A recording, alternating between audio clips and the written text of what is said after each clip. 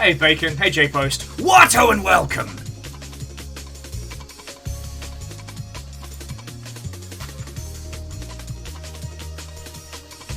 And Bacon, officially designated first.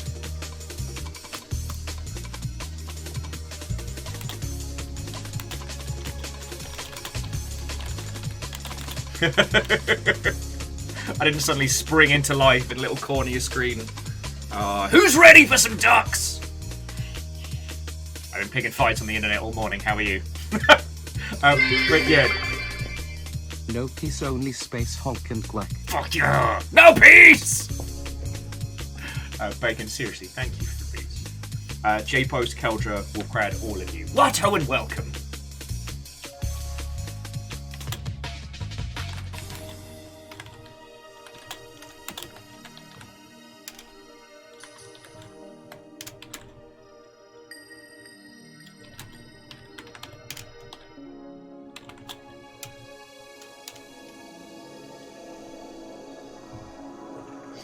Oh, well, Keldra, I hope you're doing good.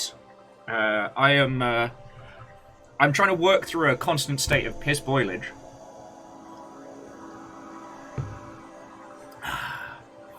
But I'm doing good.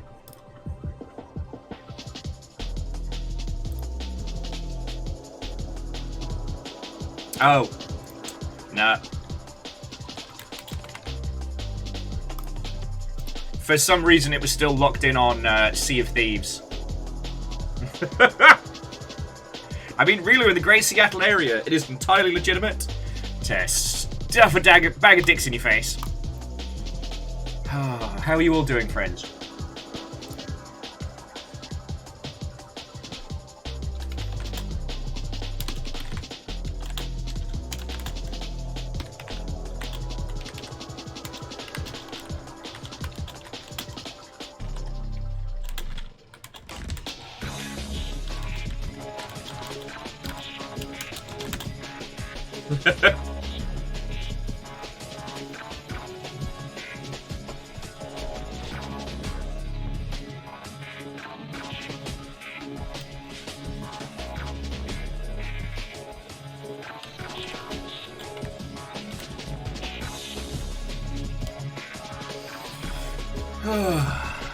How are you all doing, friends? I'm sorry. I've been trying to find my my Zen Chewy center all morning, and I've been failing. I'm still pissed off about the hit piece on Zalavir from yesterday, and I'm trying to. I'm trying to think of the best way to engage in this.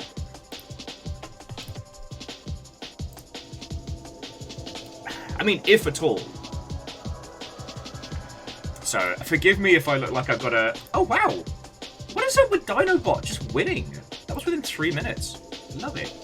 I am trying to decide how best to engage, and if to engage at all.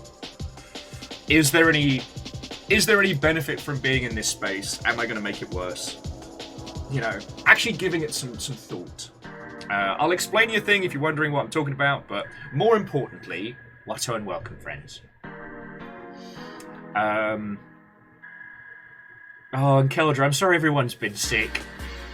One of my favourite TikToks is the kids, they think the kids are pretending to be sick and they end up being carriers of the plague.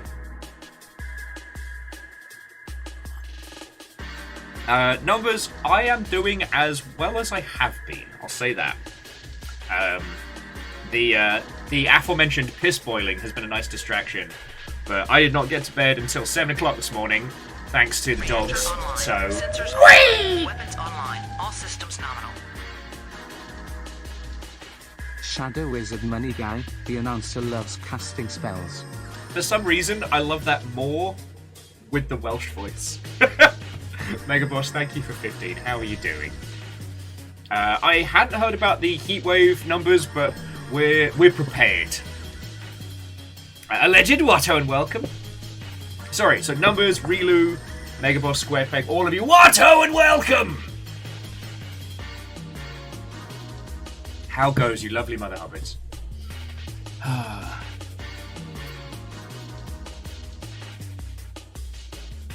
Ugh. Well, numbers, we are okay. During that really bad heat wave a couple years back, I believe it was Lyris Dragon sent us an aircon and a bunch of like mini swamp coolers. So we'll be fine, but the chances of that bathtub stream happening get ever closer. And Mega Boss, congratulations. Reactor online. Hey! Weapons online. All systems nominal. Happy 58th month anniversary. Remember that you were loved and there's no shame in that. We all live together. And it's not a cult. It isn't a cult. We do live together. Thank you. Captain Stephanie, but head of house order. Valkyrie, well, just friend. How are you doing? Obviously, thank you for 58 months. I hope you're doing splendid. Vanderbeest, thank you for filling the pint glass. Numbers, I don't know what you're talking about. I'm just plain black shirt, you know, it's the first one I grabbed. And to answer your question, Nathaniel, it says, opening something that sounds like a bag of food, allow me to play you the squeak of my people.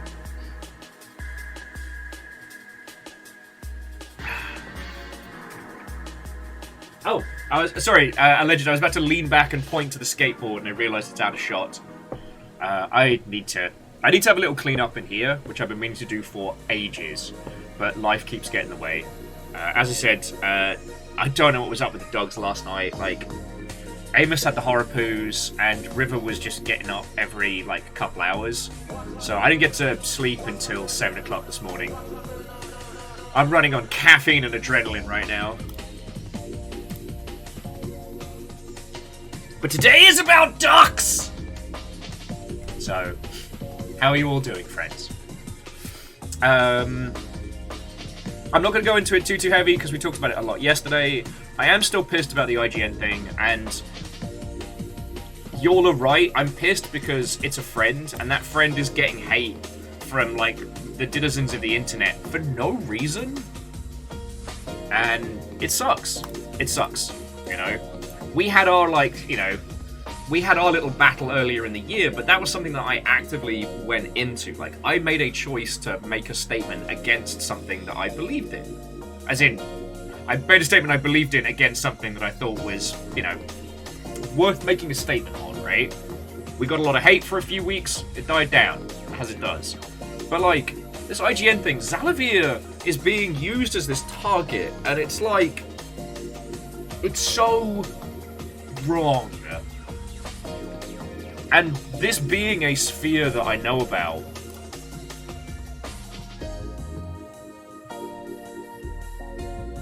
I just want to start swinging. I just want to start swinging.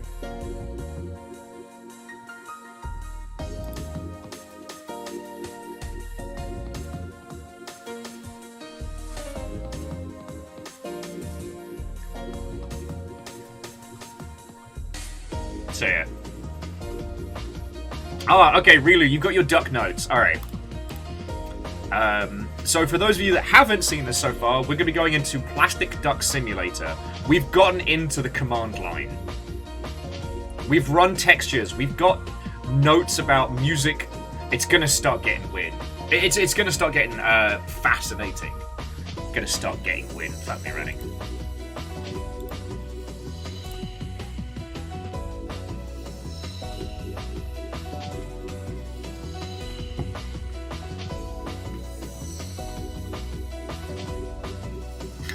I like that. Sorry, Rilu says they've been taking notes from Plastic Duck Simulator and they look like the notes of a mad scientist. Yeah, I look back at my my game notebook, especially for like the Black Watchman and stuff, and it's wild. It's wild.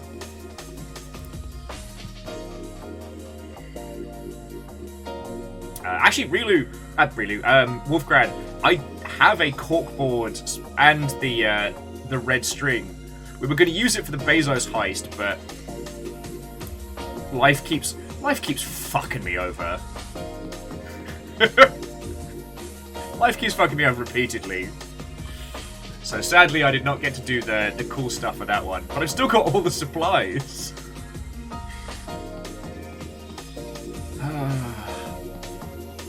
Anyway, How are you all doing, friends?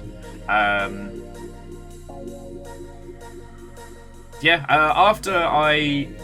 after last night's like marathon Sea of Thieves that was sadly brought to a close in a very chaotic, poo-splattered way, I have not done anything interesting. I have had coffee, I have looked after the dags and their varying complexities, and that has been it. So, like, y'all have literally been there for all my interesting stuff of late.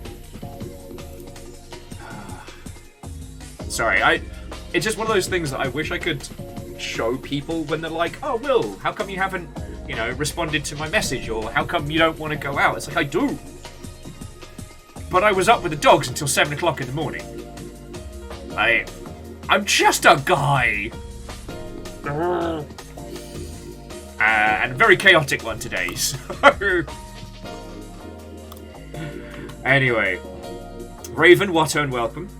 Oh, Numbers is saying the new Genshin region's dropping on Tuesday. Lovely.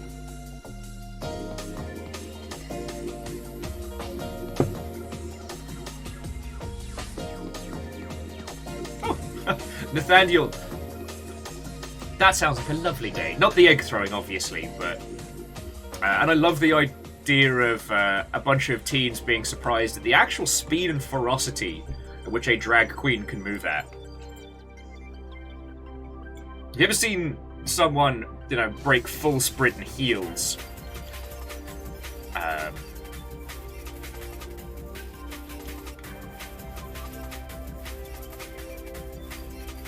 Oh, lovely. Oh, to the Dice Goddess, Watto, and welcome. Hello, hello.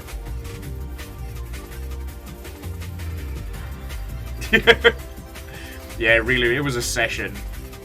I'm a little sore. I'm a little sore from last night's Sea of Thieves because we could have taken those 2 dingleberries, but it was like suddenly the dogs were in here and they should have been asleep, and there was so much poo. There was so much poo. And that's what I had to deal with during like the seminal moment of our 2v1 battle, and like.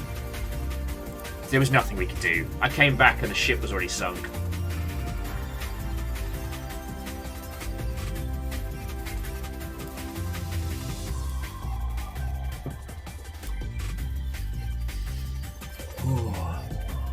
Also, Nathaniel, a group of people that one should only drink with cautiously.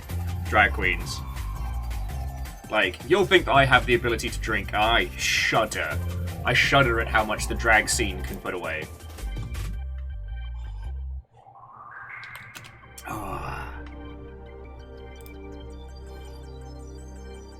Numbers, not to my knowledge, but I've been surprised before.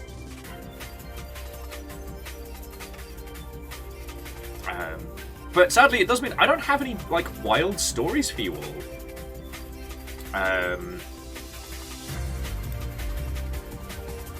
Video games as a whole continues to be awesome. Oh, I did get to play a snifter of Whisker Squadron Survivor last night. That's going to be under embargo for a while, so I won't be able to show you. But Whisker Squadron is, to my understanding, the same team that did Race the Sun. Yes. It is a high-speed dogfighting roguelike hurtling through a neon city, and it's good. It's good. I haven't had a chance to really experiment with like the different characters and the different ships and things like that, but if Whisker Squadron isn't, add it to your wish list. It comes out in about 9 days.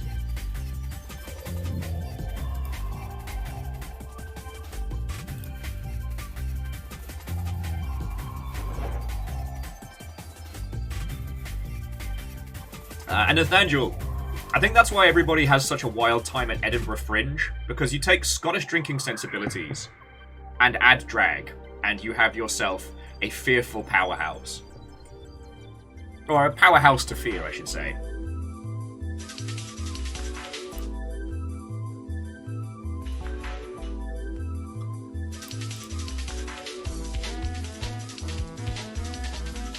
Are you Numbers, are you sure we're talking about the same game? Whisker Squadron Survivor?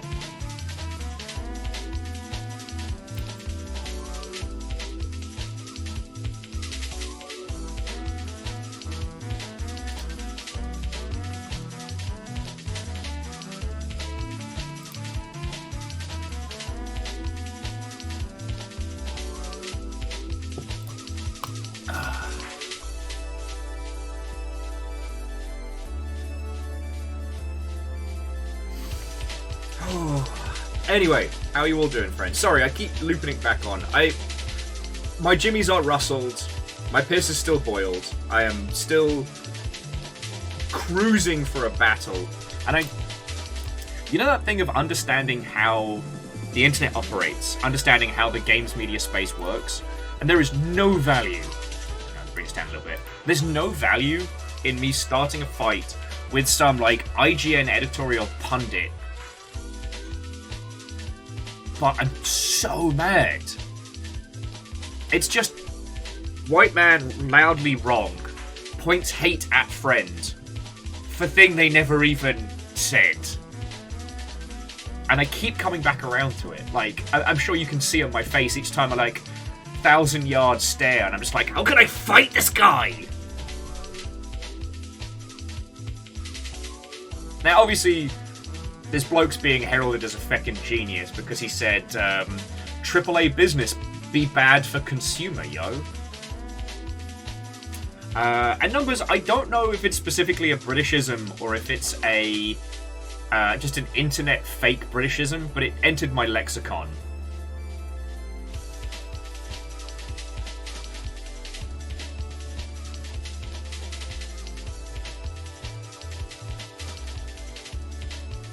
So, I don't know if that really boils my piss was a term that kind of exists. I mean, MDH, and entirely true. I recorded and deleted a breakdown of why this bloke is just fucking wrong earlier today. And it's a lot of... I'm sorry to bring it up, but it's a lot of the Gamergate playbook. You take something that people are genuinely frustrated and angry at, and then you add a target and a conjoiner that makes no sense, but if you say it fast enough, the frustration at the core point is carried through. And that's the maneuver that's happening right now, and it's Well, actually, MDH, there is... No, you know what? We're not going into that one. It is worth saying, though, that the Gamergate maneuver was what led to what we have to deal with now. If you want to go down that rabbit hole, that's an off-stream. You're not wrong. Yeah. Anyway.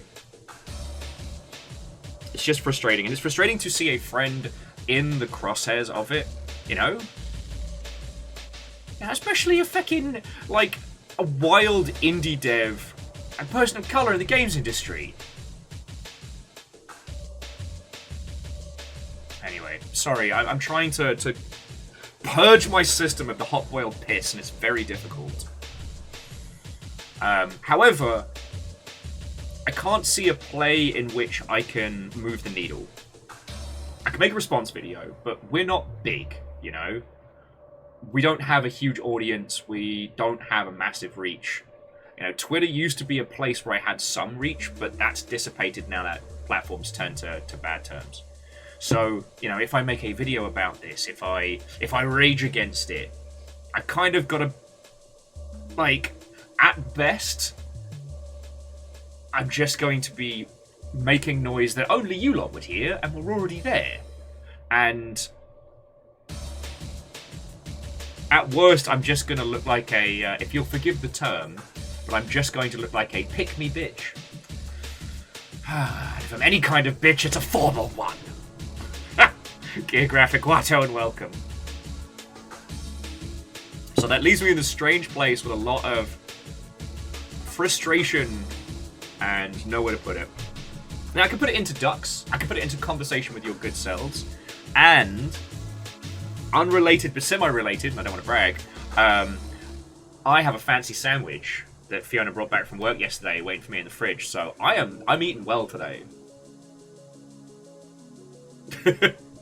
Nathaniel, yeah, I feel like fucking Doom Guy for this one. Rip and tear until the job is done. I do, God. I will say one thing about this whole hot-boiled piss debacle is that it has reminded me of how much negative sentiment there is against AAA studios right now. We don't spend time in the AAA, right? Like, honestly, Redfall's the closest we've come to being in those spaces. Immortal Len, I'll take it. Ragnar Watto and welcome.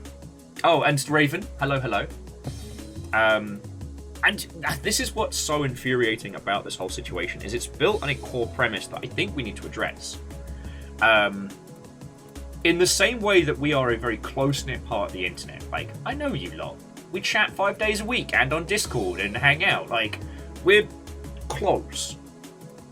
I spend most of my time in weird indie titles. The AAA games that I do play are the outliers, the weird ones, the things that have something special.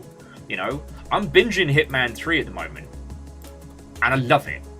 And Hitman 3 is possibly one of the best examples of how to do like an evolving games of service type game. Love it. Love it with my whole heart. We play Sea of Thieves on Fridays. You know, that's a Microsoft-backed, Microsoft-owned studio creating an online experience that does have paid cosmetics, and it does have a season pass and things like that.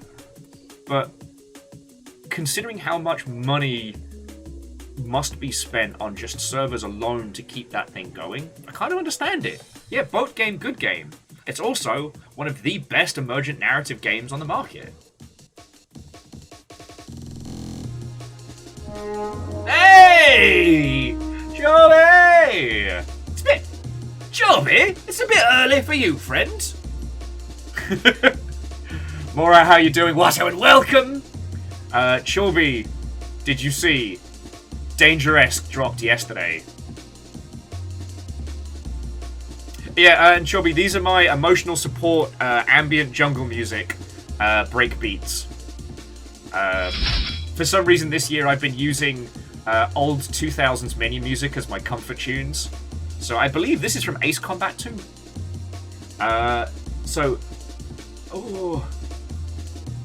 Natsuru. I'm not even attempting the second part. Watto and welcome. Thank you for the follow. Hello, hello. Krill, always good to see you.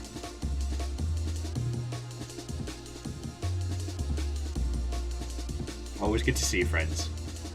Chubby said today was programming day and had to fight against breakbeats himself. Yeah! Love to hear it. Love to hear it. And again, Chubby, I know you've got Robin in the house, but if you need any more peeps, we've got so many devs that would love to help you out if you need it, friend.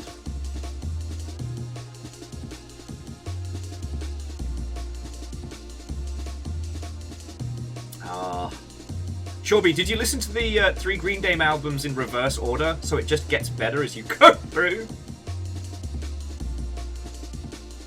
Yo, Immortal Len, on that very same subject, look up the soundtrack to Saturn Bomberman, because that was like vaporwave breakbeats like 1,000 years before everybody else.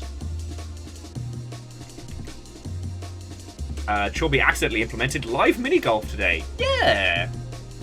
I love shit like that. And Chubby, if the time comes, I'm still technically considered a games PR individuals. So if you ever want to slip me 50p in a bag of skips, I can send out press releases for you.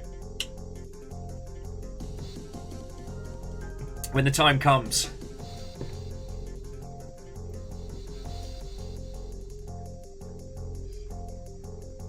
Oh yeah, no, and Krill, like, I don't know when I'll get a chance to play Danger-esque. I'll probably see y'all play it before I get a chance to myself.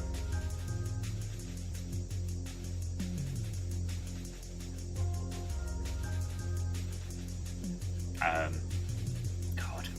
I haven't done a dev stream in feckin' since the GB Studio one, but it's kind of because like I get inside my own head when I'm doing dev stuff. I'm there's certain things I'm just not good at streaming, and that's definitely one of them.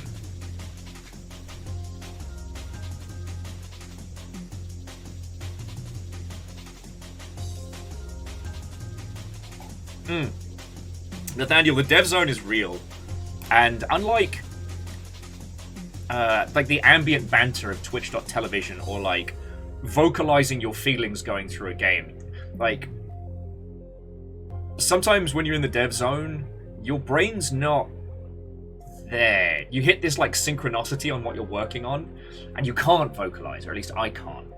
Like, I think if you worked with somebody who was really, really good at specific engines, like my buddy Eric, he can talk and dev at the same time. And it's fucking impressive, but sadly I don't have that skill. And Nathaniel, you're right, you can use Twitch chat as a rubber duck of sorts. But you have to get to the point where you know the question to ask. Like, I don't know if Fearless and peeps are in here, but like some of the peeps that get into the really complex programming stuff be able to definitely tell you more than I am. More than I can. Yeah. So Chorby, I've been trying to work out how to unboil my piss. I'm still mad about the IGN bollocks. And I'm trying to think if there's any way that my anger and frustration can be put together. God.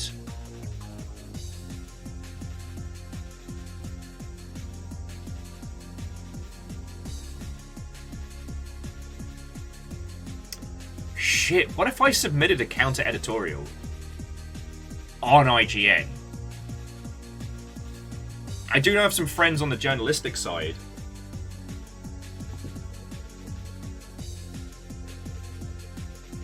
Maybe that's the play.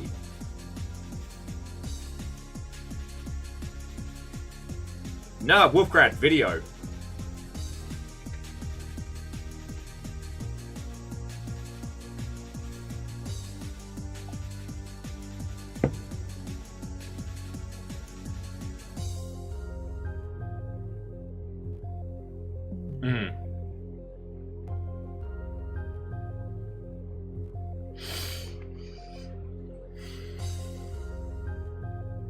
No, I'll reach out to my friend over at IGN. See if there's a possibility. Yeah, I'll get my fucking monocle on. No, I wouldn't do that. That feels like Total Biscuits style. I'll just put my fucking punk jacket on and be like, let's fucking go! No, it would be a calm... do the whole video Skeletor. Fuck yeah. Yeah! Let's fucking go! Also, as an FYI, to those of you based in North America, Spooky Skeleton season has started early this year. If you are looking to buy a Calcium Bonio alike, they are available. So Trist and Chorby and peeps, if you missed it, basically IGN put out a fucking garbage video yesterday. The video was, game developers are freaking out about Baldur's Gate 3. Spoiler, no one's freaking out about Baldur's Gate 3. Everyone in the games industry is binging it and having the best time. And it pulled a tweet that Zalavir had written last month out, where Zalavir was saying like, hey, I'm a little bit worried that this is going to become the standard for RPGs. And this fucking no-chin scumbag takes Zalavir's one tweet, screenshots of it, and makes them the scapegoat for everything terrible in AAA. As if Zalavir is somehow the person responsible for Diablo 4's monetization system and Mass Effect Andromeda being bad. How dare we as consumers ask for better games? How dare we compare them to Baldur's Gate 3? Zalavir says we shouldn't. Zalavir says that you shouldn't challenge AAA. And it's like, what the hot fuckity shit are you talking about? If you've not met Zalavir, Zalavir is an incredible individual. and runs an indie studio who makes indie video games. Do you wanna see the last? Do you wanna see the last RPG? Do you wanna see the last RPG that Zalavir published? You wanna see this?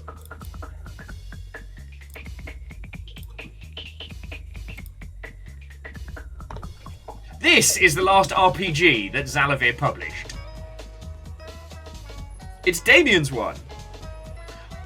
I think, as a dev, saying like, hey, maybe don't compare this to Baldur's Gate 3, I think that's a fair fucking statement.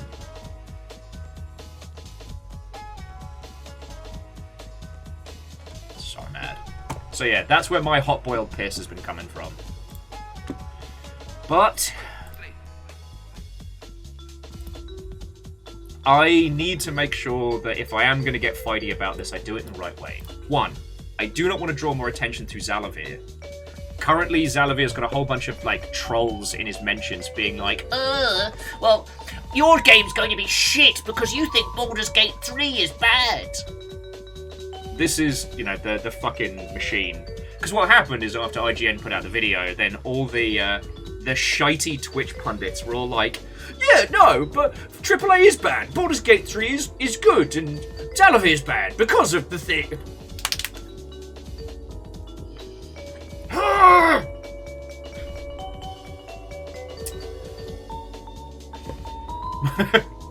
You're right, Numbers, you're right. There can only be one.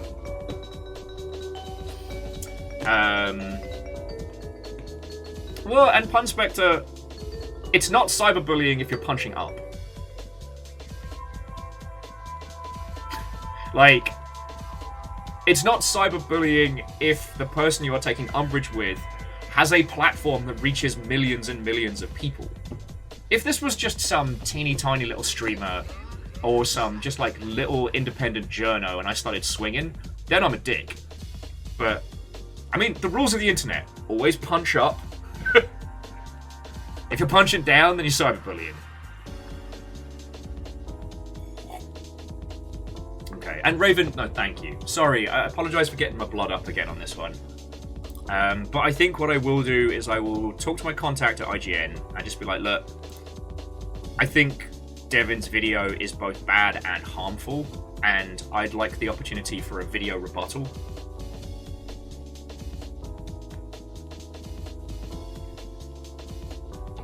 Because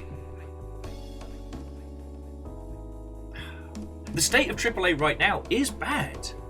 Like, these teams are being overworked, underpaid.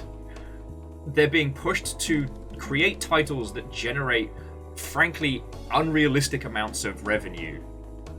They're getting very little creative control in those spaces, and then being thrown under the bus by publishers when it doesn't deliver. Like, it's a bad time, and I think people being mad about the state of AAA is legit. But, like, that's not Zalavir's fault. And the other thing, though, is I dislike the idea that keeps being put forward that Baldur's Gate 3 was just a bunch of people sat down and went, what if we made a good game? And everyone went, oh, my, you're genius. Why didn't we think, well, just make it good? Like, the story of Larian Studios and getting to the point that they are now is a fascinating one. And I'm always down to talk about it. Like, they nearly died. Back in the 2010s, they nearly keeled over. They put everything forward into a hybrid jet fighter RTS game called Dragon Commander, which was very expensive and did not sell. Like, it's a 360 era title and it nearly sunk the company. Much like with Double Fine, they pulled it back through a successful Kickstarter, which was Divinity Original Sin. And that did great. Now, when you make a Kickstarting game, we all get together and we go, hey dev, we like your idea. Here's X amount of dollars. They make that game. They don't owe us anything after that other than a copy of the game and maybe like whatever tier we publish to. But like, they don't owe us residuals. So long as a Kickstarter game is released, all the money generated from that game after is just profit. Because the Kickstarter's paid for development, right? and you don't have to pay a publisher, and you don't have to pay anyone else. So everything coming in, you're just like... They did that twice. So they have Original Sin and Original Sin 2 that are just pure money generators. So 2 successful games. And then, as we found out over the last couple of days, they made enough money to buy the Baldur's Gate 3 license. Baldur's Gate 3 wasn't a Hasbro denoted D&D product. They went to Hasbro and went, here's however many millions of dollars, we want Baldur's Gate 3. And then they made it. Like, the amount of money that costs. We're not talking about like a publishing deal. So far as we understand, like, D&D, Hasbro aren't getting a rev split of this. They just paid for the license. So, like... Yeah. Then, on top of that, the game is very good and had an incredibly successful early access launch. What? Oh, and also they had a completely viral moment where the vampire fucks the bear and that took over the entire internet for a few days. You know. So yeah, if I look like I've got crazy eyes, it's because... What IGN's putting out woefully undersells how great Baldur's Gate 3 is. It puts all the faults of AAA at the feet of a person who is not a AAA game developer.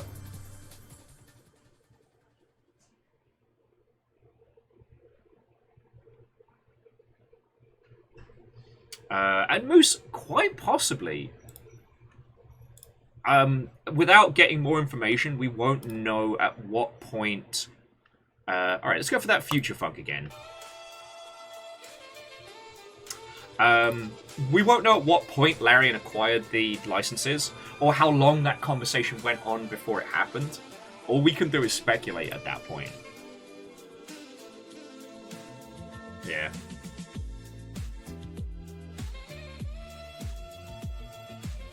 And Kaolu, I understand misdirected anger at a group, but when it's filtered through like someone with a large platform, that person does need to take a level of responsibility.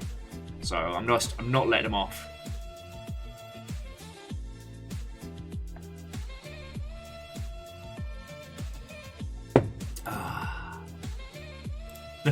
And Raven, no, seriously, thank you for that. That is super cute.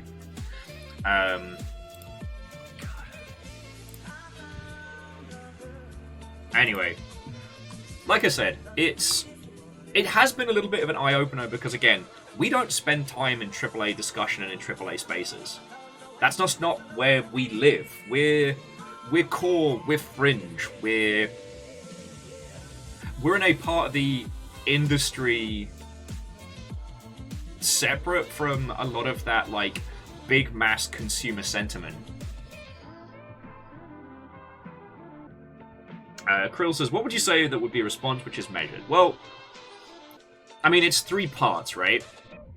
I mean, this Dingleberry took 3 unrelated things, put them in a mixer, and just shook it up. So what I would do is a measured response. Be like, 1, you should be mad at AAA, but you should be mad for the right reasons and at the right people. 2, Baldur's Gate 3 is a glorious and beautiful miracle. And much like you can't just do a Supergiant, you can't just do a Baldur's Gate 3. You can't be Hades. Can you be something different and special and interesting in that space? Yes. But you will not have the resources and the time.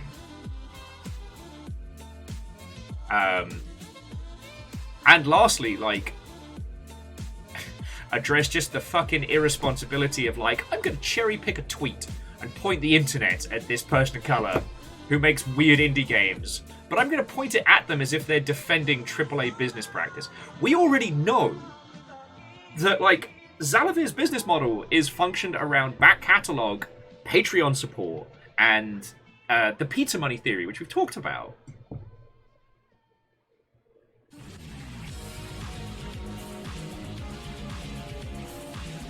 Oh, I know, Chorby, absolutely. That particular guy in question, all he does all day, is, like, angry response pieces to AAA news. That's all he does.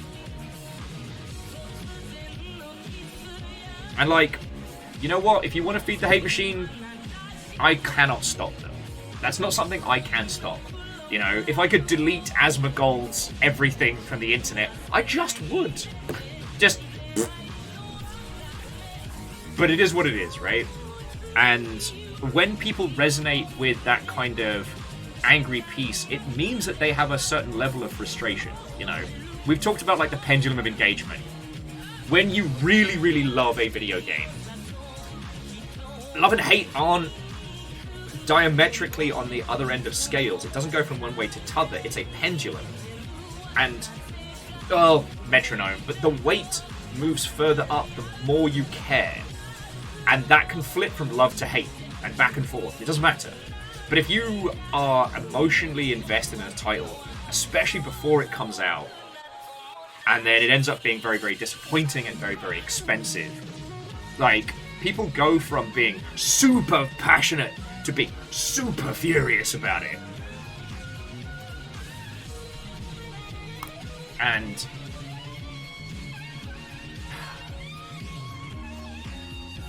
yeah.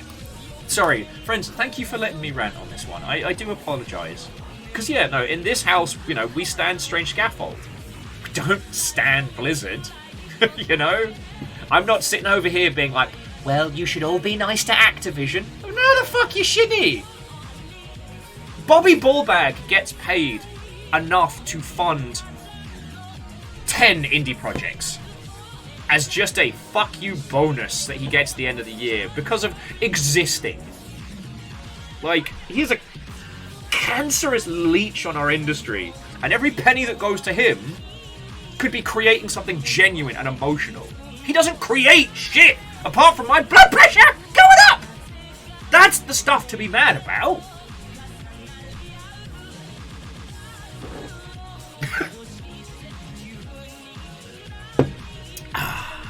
I made the strong coffee today. You're okay, Amos. You're a good boy. You're a good boy. Oh, Lost Flowers, thank you for asking. So actually, I think it's really good that these two things have happened at the same time, though. Because sentiment and reaction in perpetuity... No, not perpetuity. In proximity. It's fascinating. Okay, so, let's have a look. As of 5 a.m. last night, or this morning, Overwatch 2 was...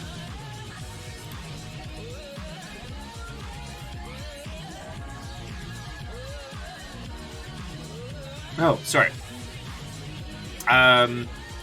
Apparently there's a standalone Sludge Life free-to-play game. Well, no, free game. Sorry. Okay. I got distracted by better indie games. Which is, I guess, that's very me.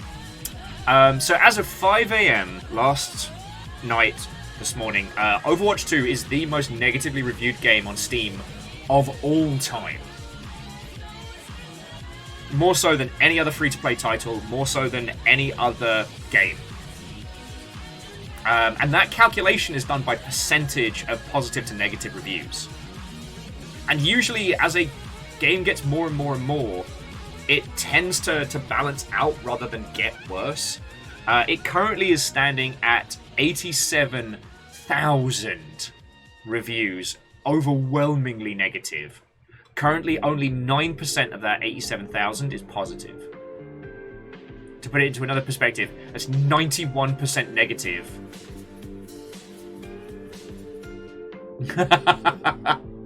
Actually, Chorby, I sent Varials the picture of them being the #1 hidden gem.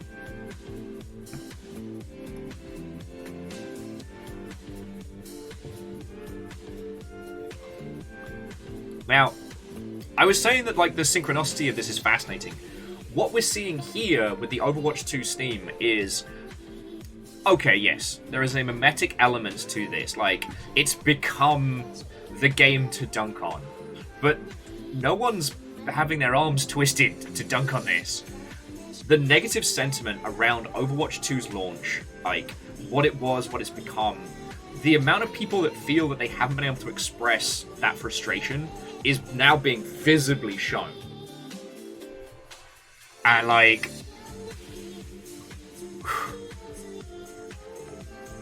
Like, you can see it from a mile off. Now, we talked about this yesterday in the concept of, like, closed platforms. A closed platform being something like the Blizzard forums, which is moderated by Blizzard staff members. And they're going to shut down a lot of, like, overly negative responses, which I completely understand. And they're going to shut down anybody that's really getting fervorously angry. Again, which I understand. Healthy maintenance of a community is very important. But that negative sentiment doesn't go away if it's not addressed. And considering the price point on a lot of the things around Overwatch 2, the change from what they had initially said they were launching to what they did, which, looking back, is not very Blizzard of them. But that's another story.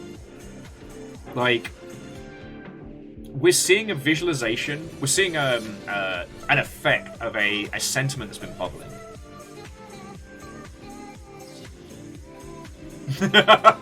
Varial says, wow, I didn't even know there could be a negative review. It's alright, Varials, you just gotta make Baldur's Gate 3, it's fine. I will say, for those of you that are here, if you haven't heard of The Void Reigns Upon Her Heart, that is Varial's game. It is very, very good. Also, Varials, you can have your tag on Steam be your game. I think you just have to log into the Twitch backend, the Twitch dev backend. But yeah, you can get flagged. You can have that little controller. I got mine from doing consultancy and support for an indie game team, and so they have credited me, and so now I am a developer on there, and it's fucking cool. And Lizzie, Watto, and welcome. Hello, hello.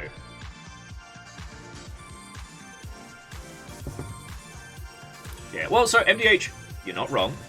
Obviously, like, Blizzard has changed so drastically since, like, the Activision acquisition.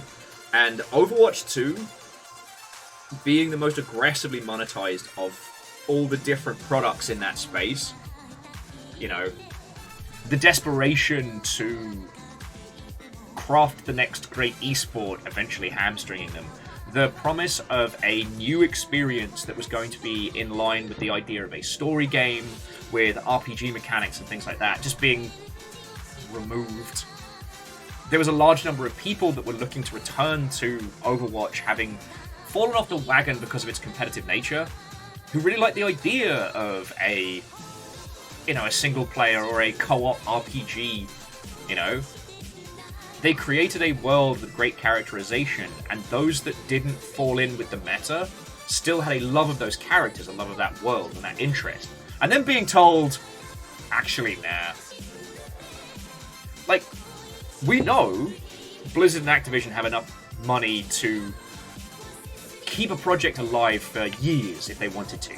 They could have postponed Overwatch 2 for a whole year, even 2. They didn't. And we know why that was. It was to rush to hit, like, the esports space. Now, Aperios hasn't been on, at least I've seen, hasn't been streaming for a bit. And they'll be able to give you a much better breakdown of this one. But, like, that's the shitey business practice. Alright. Thank you for letting me rant. I love the fact that I'm throwing bricks at the biggest feckin' titles in the business, and we're going to spend the day playing Placid Plastic Duck Simulator. We are going to do command line puzzles, and it is going to slap. I'm very happy about this. Oh.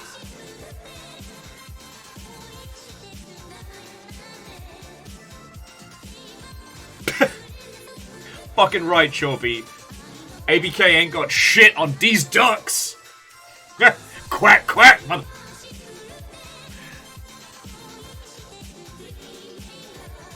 And the great thing about Plastic Duck Simulator is it's a great vehicle for this kind of conversation.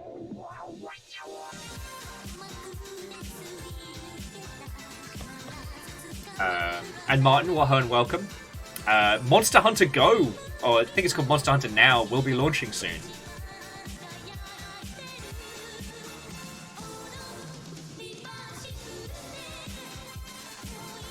Well, so Ragnar, Team Fortress 2 has always had a weirdly hyper-engaged user base, and I do think them launching new content and updates at the same time as Overwatch 2 is floundering was really well placed. However, I keep thinking about the Gundam Overwatch clone and how that could have been... That was poised to be in a really good position to enter into the ecosystem. But, like, Bandai Namco do not know how to support a live title. Like, the speed of communication is so slow from them, and the choices, and... yeah.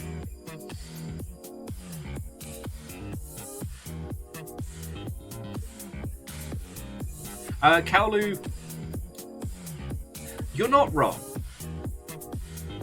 But I think the how and the why, I think, is very important. So, for example, Overwatch 2 does feel like a poor... It does feel like a poorer product. Now, Overwatch 1 was an original game that reshaped multiplayer shooters.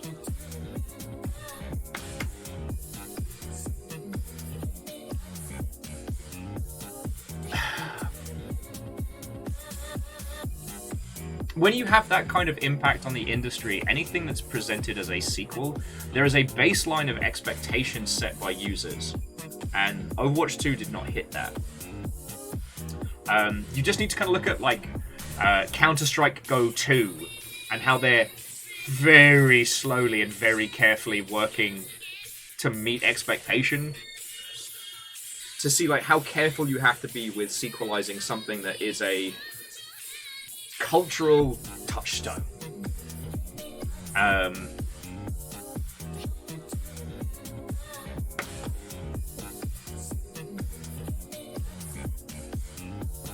And the thing is, the expectation set for Overwatch 2 was set by... It was set by the team. It was set by their publishing operations. There wasn't a situation where users were inferring a lot of things that didn't happen, which can happen. If you run a hype campaign for a AAA game, users will get so wrapped up in the fervor of it that they'll start to imagine features. And those features become expectation, and then that doesn't deliver through. Users get mad. I know that sounds bizarre, but I promise you it happens. You know.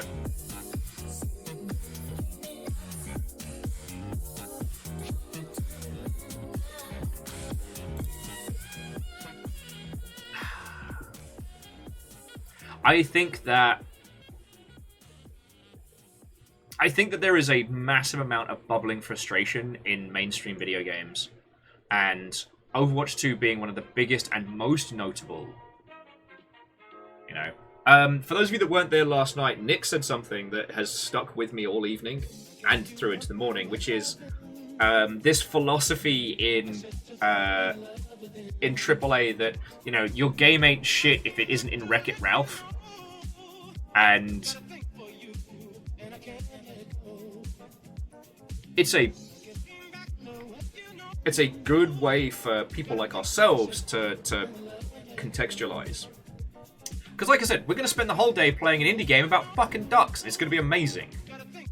Like, we're in a very different place than the average consumer, but like, Tracer was in a massive, like, Disney movie with Sonic the Hedgehog. Like, that's a level of recognition in the general pop culture sphere that you cannot compare. You know? Like, that's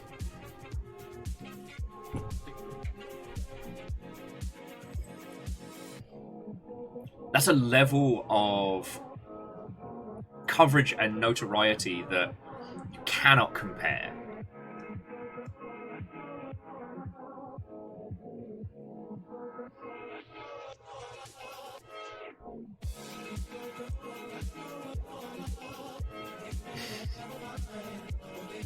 Lost Flowers, you tear up.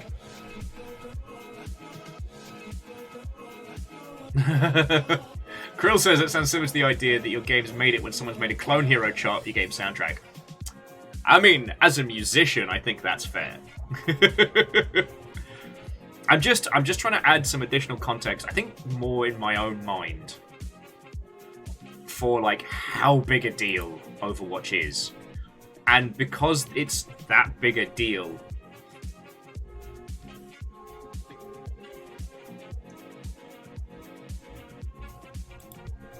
It's that big a deal. Sorry. You know when you're trying to grasp at the right wording for a point. You know, Overwatch 2 was not something they could get away with doing this kind of like early access but not, which they're currently pulling off. And then providing users with very watered down variants of their initial core promise. Like, the Blizzard essentially being very ignorant, or I should say ABK, because I wouldn't say like the Overwatch team would necessarily have this, but like essentially being ignorant of user expectation. Like, okay, so I've been a Blizzard stan since Warcraft 2. That was where I became aware of them. I had played Lost Vikings and the rock and roll racing on a, you know, one of those like shareware discs. But like Warcraft 2 was where I became aware of them. So I've been a big fan of all of their stuff. StarCraft changed my perspective of video games. Like, holy crap, you could make an RTS that tells a story? What the fuck? Game-changing stuff for me.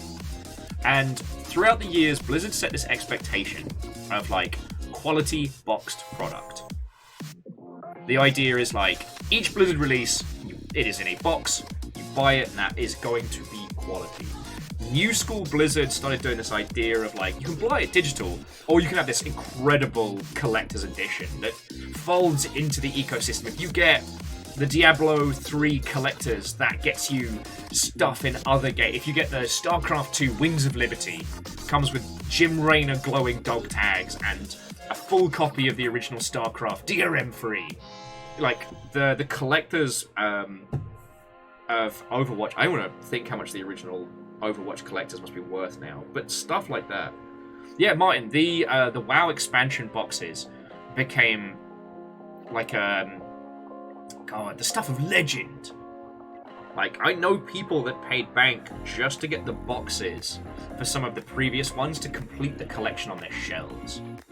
Love it. Love it! Now, Diablo's had its ups and downs, but after 3, I think that changed people's perception of that one, along with Path of Exile. But I think Overwatch 2 feels cheap. It feels small, and it feels unfinished, comparable to the quality of the products they've been putting out for the, you know, for their development career, you know? And I'm trying to think of another studio that has a consistent quality bar and how we could draw a comparative, but yeah. That feeling of ick around Overwatch 2 that you can't quite put your finger on, that's very valid. Aperture!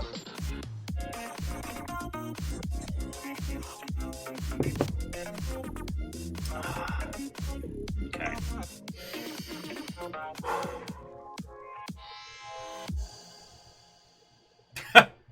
Matteo says, Bethesda suddenly released a bug-free game. Lol. God. Bless them. I am very curious to see how Starfield's launch is going to be. One of the reasons why I've been saying, like, that's going to be an absolute... Hang on, let's get plastic ducks going. Let's get some ducks up. One of the reasons why I've been saying, like, Starfield's launch window should be avoided at all cost is because, more likely than not, it is going to be a very, very rocky launch. Because that's just how it be with them, you know? Bethesda's more in the business of feature than stability. Yeah, I am really. I'm getting quacking on with it. And Martin, how are you surprised that Armored Core 6 is in 2 weeks? I keep telling yous. That's why we're having a calm day today. Calm. Calm in quotes. What was I fucking saying? Oh, yeah, just... Starfield... It is entirely possible that after Fallout 76, Bethesda reworked how they did their production, how they planned their projects. Starfield could be a stable launch. But in the past, Todd has had a preclusivity towards, like, content and systems rather than stability. And I don't resent that. Skyrim slaps. And, you know, I didn't get on with Fallout 4's story as well as, you know, high points like New Vegas and stuff like that, but I didn't hate my time in the Wasteland. I actually have been wanting an excuse to go back. I've downloaded Fallout 76 for an adventure at some point, but like...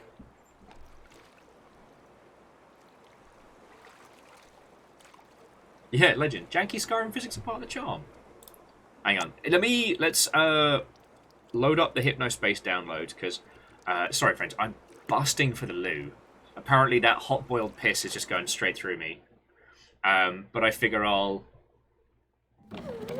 Yeah, Fiona does have very strong opinions about me playing Fallout 76. Grim Faldango, Abduction, Rocky Balboa, Torpedo Avoidance Duck, El Quackador, Poindexter, my once most disappointing son, The Duck Agenda, Cleoductra, Diamond in the Duck, Nikolai Tesla'd, Panduckmonium, Bruce, Paul McQuackney. Ugh. Every time we reload one of these games, I'm always reminded of how feckin' funny you lot are.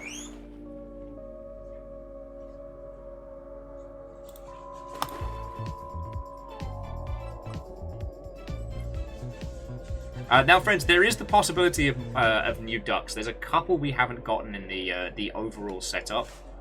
So,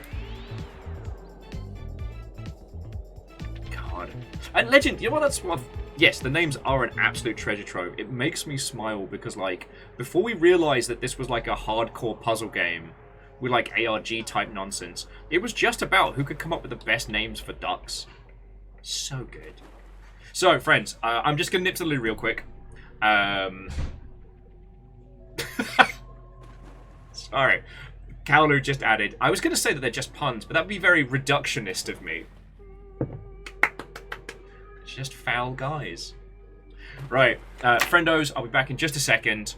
And then we will crack into some duck puzzles. We'll get our notes going.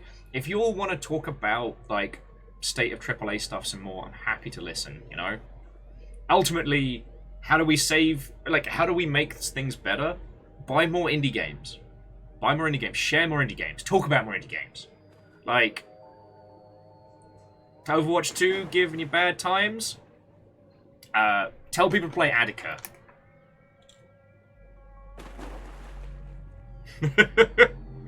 Yeah. I was about to say, Lizzie, you want that kill? Alright. Friendos, I'll be back in just a second, alright?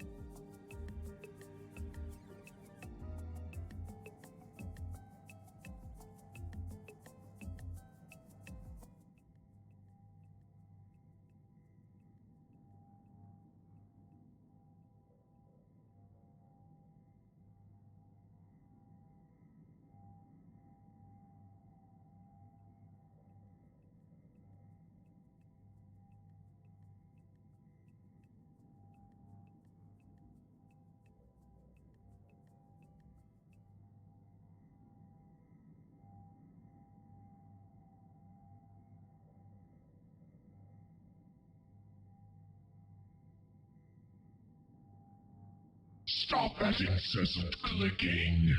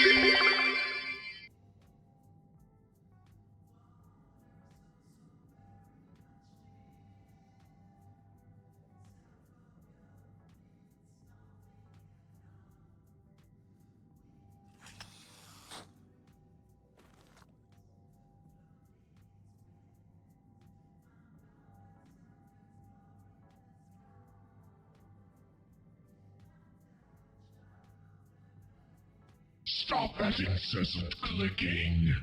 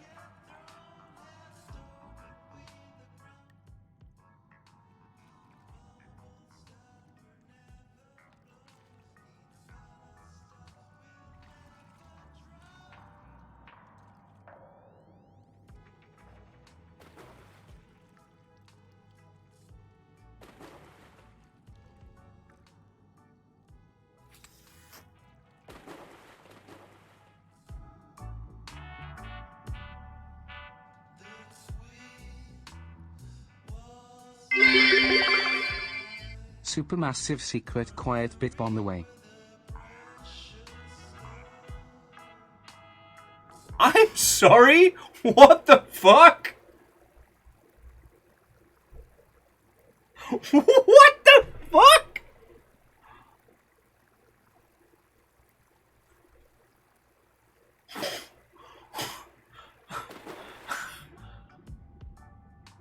Oh, nothing's happened.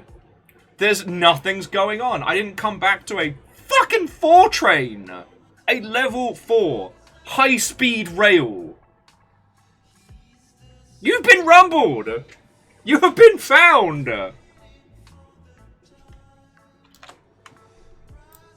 Alright. Stammering Gamer.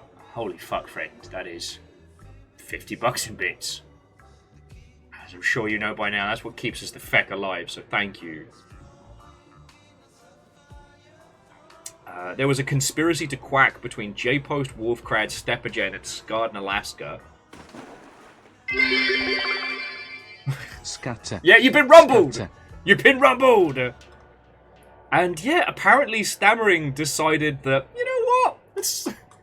Let's make this loud.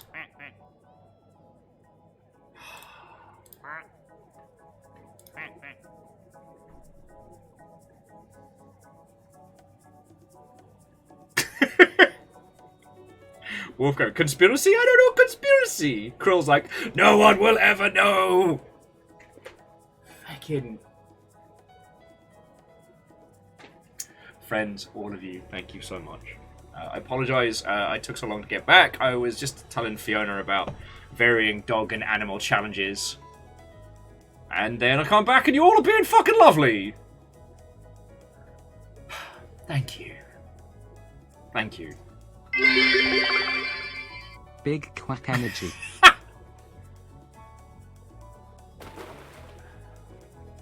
Big quack energy indeed, J-Post. Feckin' yo.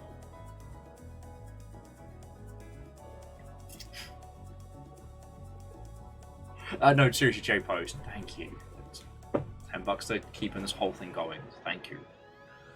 I laughed because Lizzie and Rilu were like, Rilu and I are innocent. Most innocent. I wouldn't believe that on a quiet day. What kind of a fool do you take me for?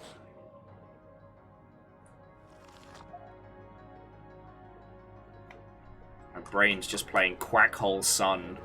I don't even know why.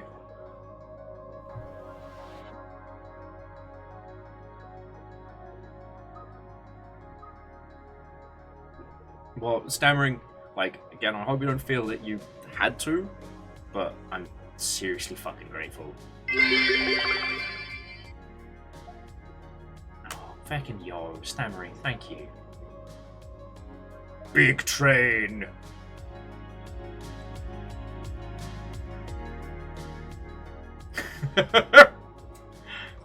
I love it, Krill, I love it. Quackhole Sun, won't you come and wash away the train? Ah. Aiden Watto and welcome. Hello, hello. Angel Kalina. Happy Saturday. Welcome back. I just want to make sure I have a quacking good time. Bravo, friend. Bravo. Whee. So we're following the Quack Out Club on their little journey. Actually, I wonder if there's an option to stop the,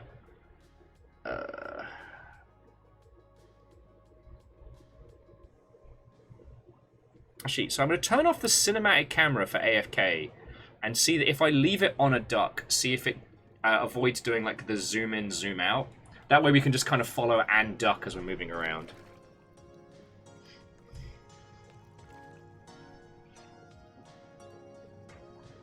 Ah, and Aiden, that sounds like a lovely weekend. Oh, fucking yo. No, but seriously, all of you, thank you. I was away for 2 seconds, and then train's like, boop, boop. Fucking yo. Oh.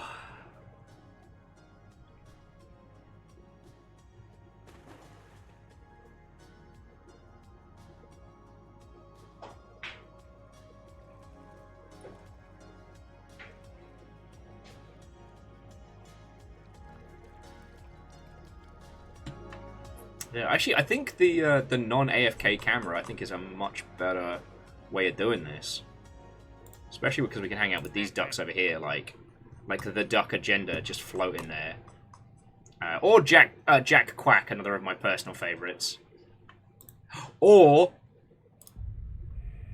Spooky Duck, Spooky Duck.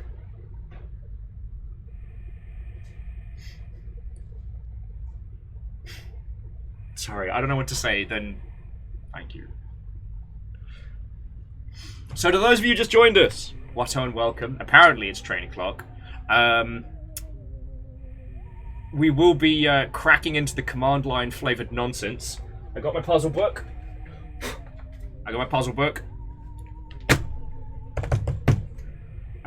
We're currently trying to, I guess, work out what to do with a texture file, which seems to be like a musical theory thing. So for those of you that speak musical-ness, those of you that speak music what good like, brace yourselves. It's going to be good. I have had more than my 10 minutes on the aforementioned piss boiling. And I'm not going to get back into it. But thank you for letting me rant.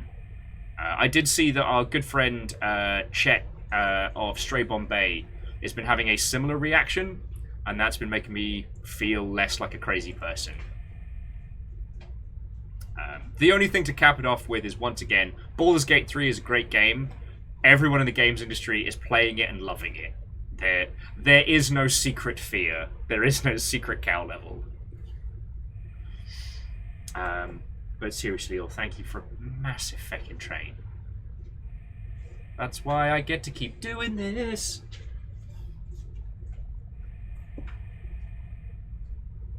Sorry, fucking yo. Shadows. I mean, who do you think put him onto it? In the same way that DJ put me onto this, I passed it forward to Floydo.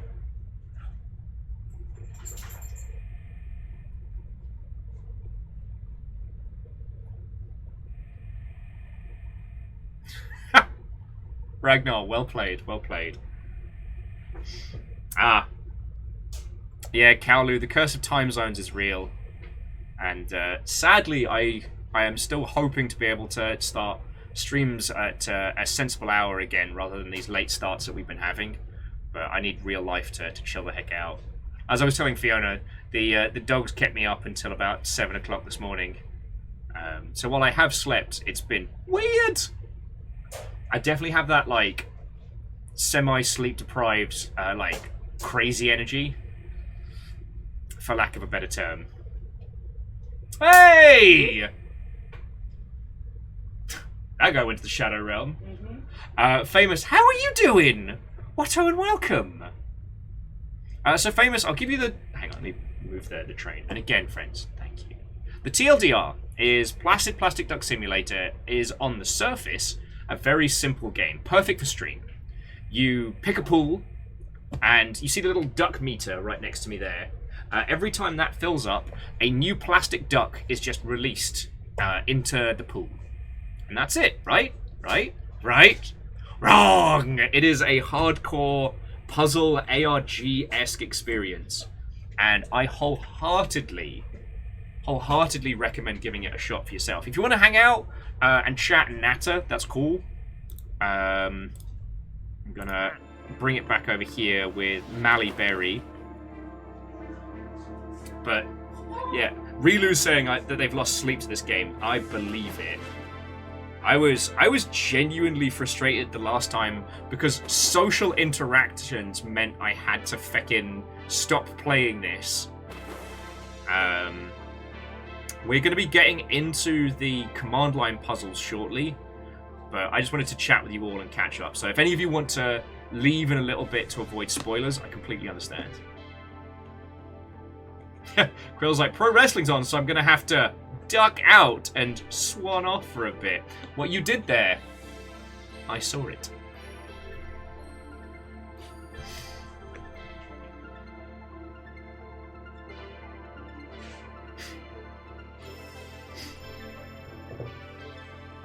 Yeah, so Stammering, I hope that answers your question. And this is a really good example of, like, subversion of expectation in the indie space. You think it's a meme game. You think it's just going to be ducks floating. The fact that there is so much to this, that it has such a wonderful complexity to it, is brilliant. And at the moment, we're trying to crack the mysteries of this particular hypnospace pool. As I said, we managed to get into the command line of the spaceship. So... also, if you do decide to play this, by the way, the main 2 pools, you need to clear those before you can start doing the DLC one. Not that you can't just start playing this, but you'll end up having to replay them because of, like, the mystery elements. Well, I guess what you could do is have a fully unlocked version of each pool. That could work.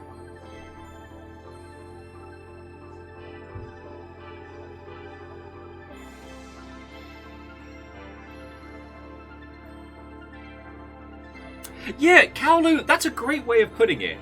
It is a proper ARG. Like, you do have to look up, like, international stuff around Italy, I believe. But it's still fundamentally a game about ducks in a pool. And this is what, as Kaolu put it, it's a rug pool. But we're still on very, very comfy carpet afterwards. Like a rug pull on a bouncy castle.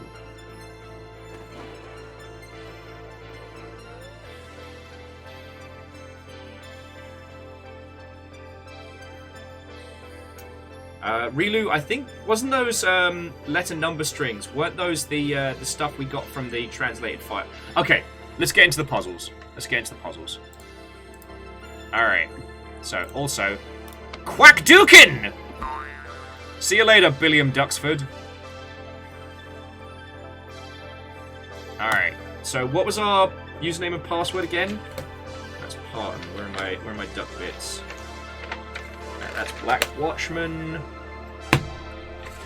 Shit, where are my duck notes?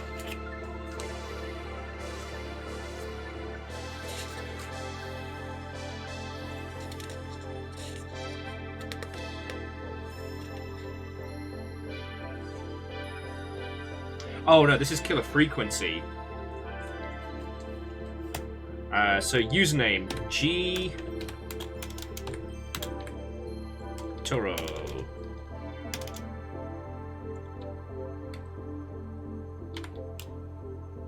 G Toro. G dot Toro. Wait.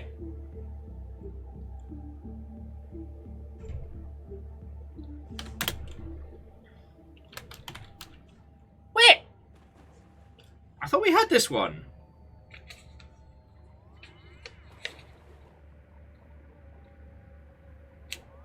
Do we need to release the ducks again? We shouldn't. Or is it just Toro? G-Toro. G_Toro?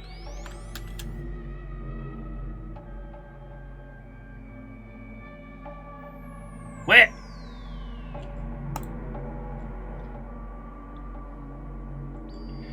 Yeah, written down as G.Toro. Alright.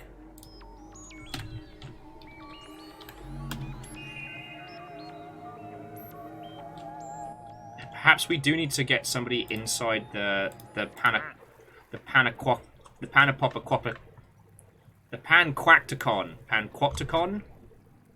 Don't worry about it. Ah, Poindexter. I know I said you were no longer my most disappointing son, but I'm going to need you to focus for a second. I can't see the machine.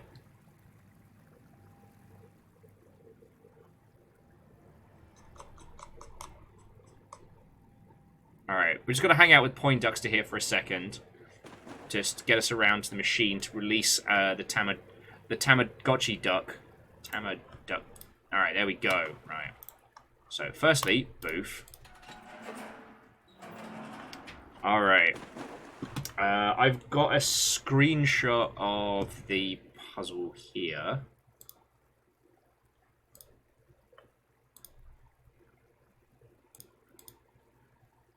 Those are the MIDI files. So 604616E4 is the password. Alright, here we go.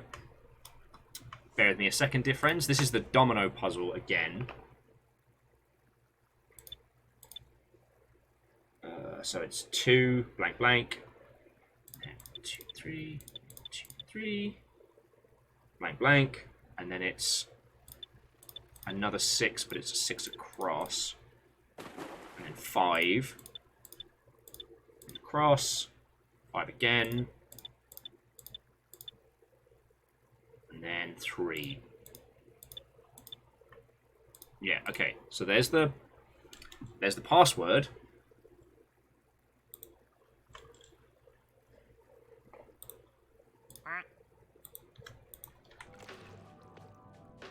Where the bloody hell are we? Oh, look at these friends all going for a little adventure.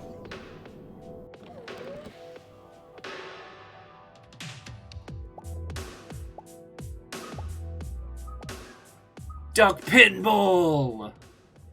Duck pinball! Oh man, duck around and find out did not have a good run.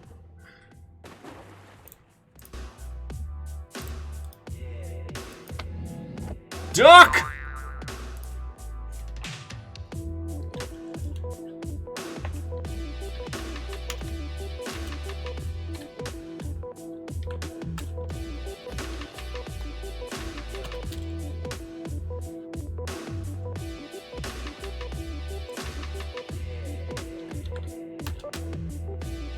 Jotaro!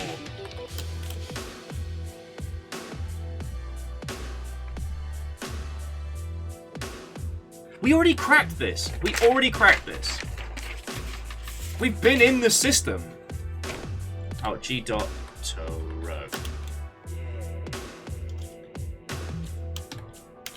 G.Toro? No, it's not case sensitive.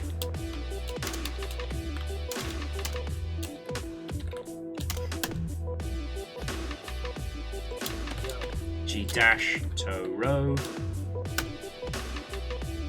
Jotaro!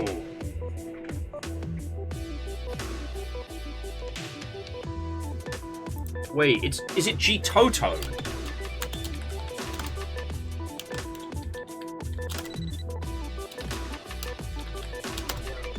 Both! It was Toto! G-Toto!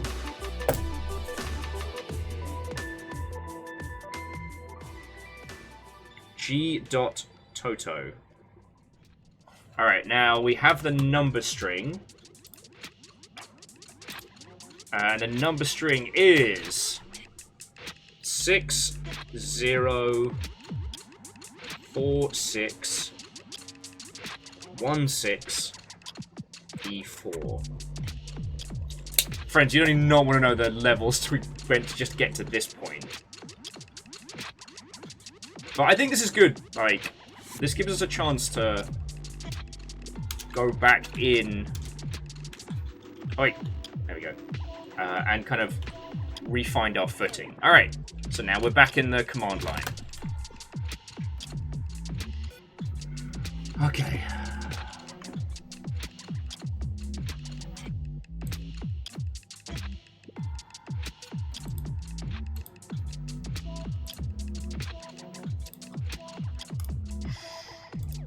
Okay.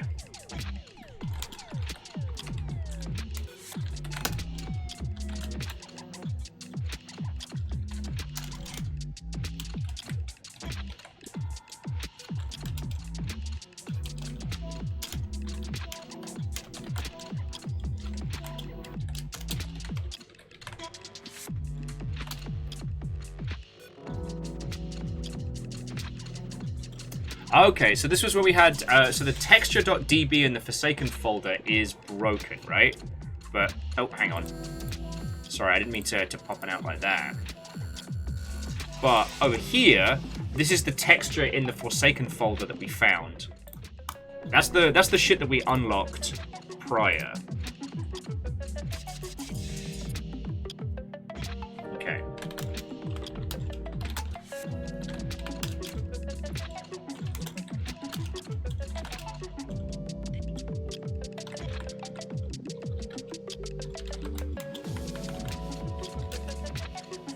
Okay. So in the texture file, there was an texture file was corrupted, and this was the error log we got. So this is from error.log. And this is good old string. So all caps, G, triple X, like the seminal cinematic work, GY, G, Z, Z, 8, 5, 7. So this is one of the blips of information we got. Now, channels, when it comes to texture files, I understand those as being like color maps, right? Relu says it's a different string than the one we had before. Interesting. It is. Interesting. So, if that's changing, what does that mean for us? Alright. Alright, so now... Oh, sorry. So CD into sounds. Now this is where it got interesting. So we had play 1.midi, open 1.midi.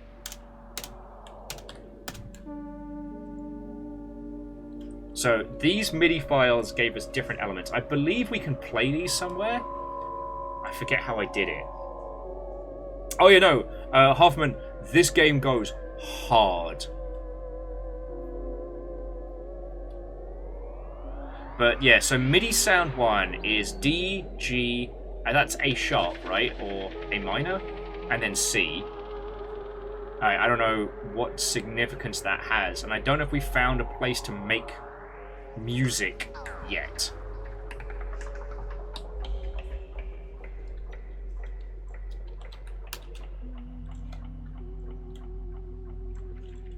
And then we had 2.midi. Someone had the list of commands that we could do in this one, wasn't it? So it's like ls, cd, directory, open, and something else. Because it's not a full suite of console commands.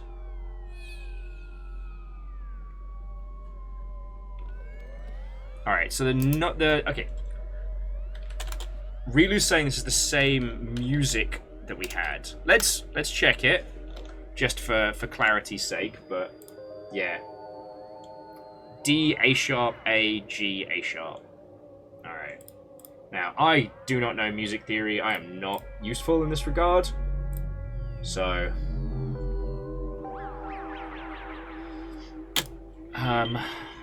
but...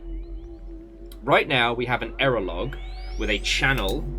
Now, that channel has changed, which means that that's something active possibly in this area. We have 3 pieces of music.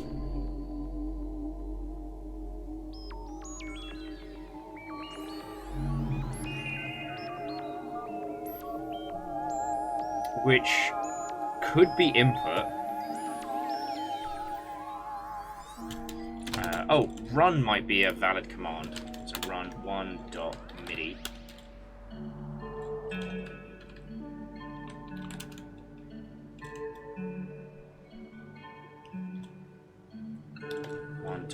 .midi. There we go. That was the cheeky maneuver. And then 2.midi. And then 3.midi. 3.midi.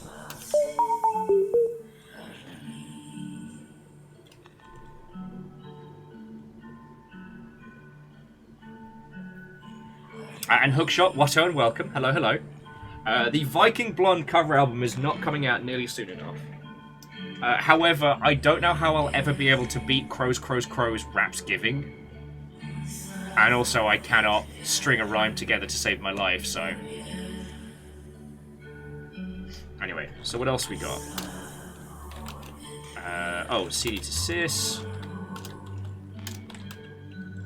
empty. Yeah, sure it is.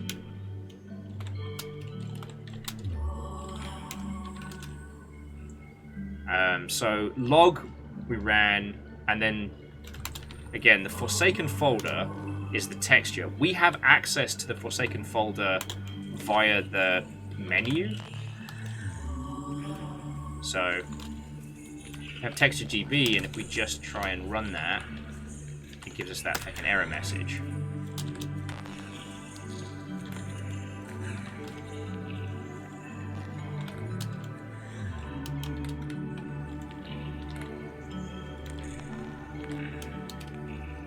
Interesting that we can't run it.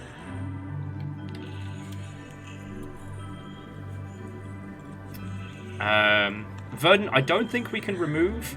Someone had a list of all the commands that work within this environment, but... yeah.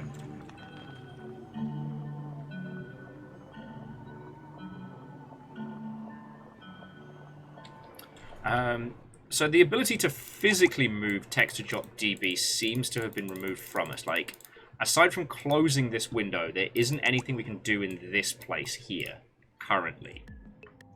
But its menu element makes me feel like there's stuff that can be.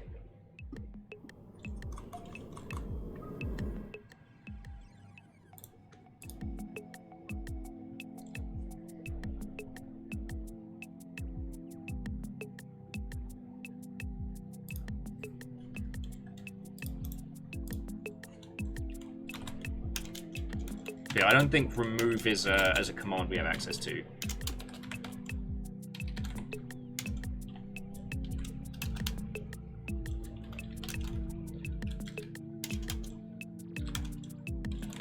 And if we want to test it, if we want to test in commands, we can test them in sounds, because...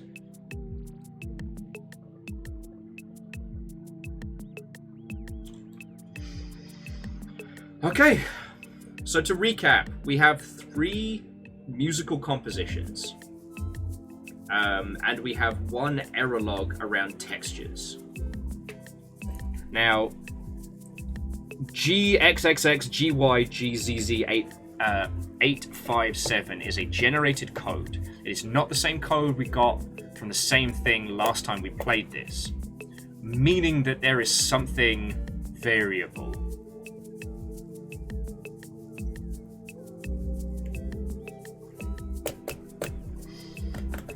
And if there's something variable, that means it's likely to be in the pond somewhere. Which begs the question, where? Is there an additional area we haven't found yet? Which is entirely possible. Because, like, we found the computer in the duck dome, and we've released most of the elements. I don't know what this thing is under the pachinko parlor. But Kaolu, we don't have any ducks that play specific music, but oh, Poindexter, you little weirdo. Sorry, I just need to launch Poindexter into space. Oh, he's already gone.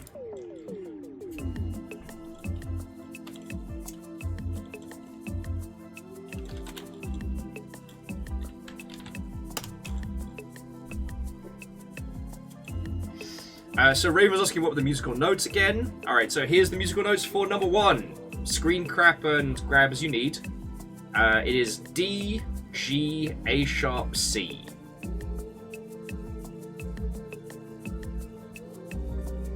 I might actually write this down myself. 1 MIDI. Music's not my forte by any means, so I'm hoping this strikes a chord with one of you. Sandwich o'clock. But also, 1.MIDI sounds like this. Then we've got 2, which is this Mother Hubbard.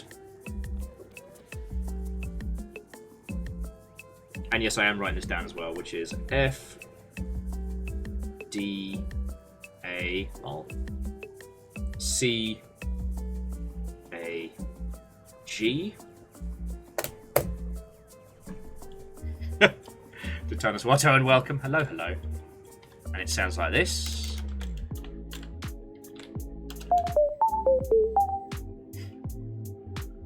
Hey, all my puns are intentional unless stated otherwise. And here's number 3. So there's either somewhere for us to... there's somewhere in this world for us to play this.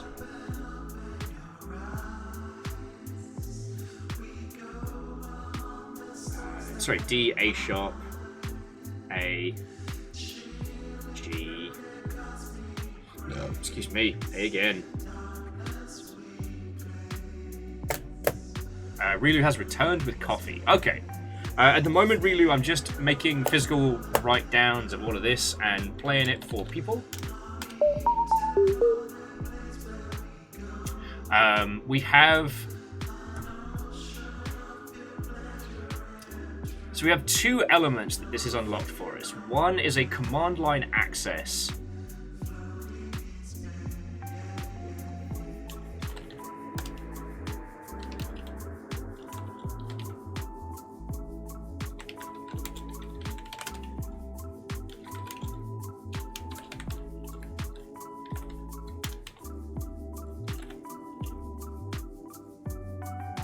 Yeah, so trying to open the texture.db, it just says, yeah, folder is corrupt. And if we try and do the same thing that we did with the music files, just going straight to it, just says invalid command. Okay. Now, if we head into the log file,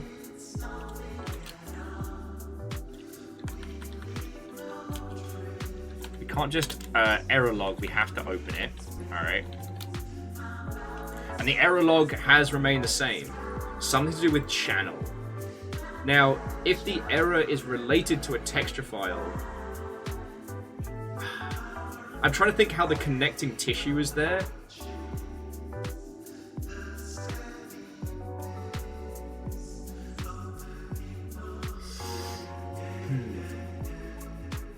And Lost Flowers, maybe, like... We can pop back to the command line stuff here, but currently I don't appear to have any access to anything in this place. And there's no secret cheeky nonsense.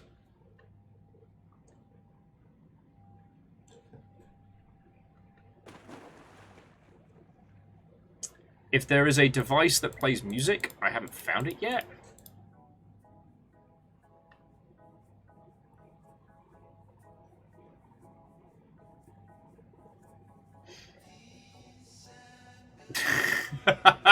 Hey, Rilu, then, I mean, I'm in for long haul.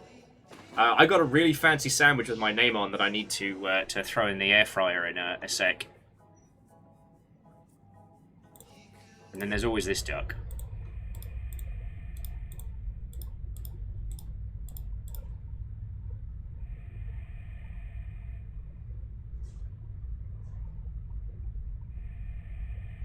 Just hanging out here. Looking at a great big hippo floating through space.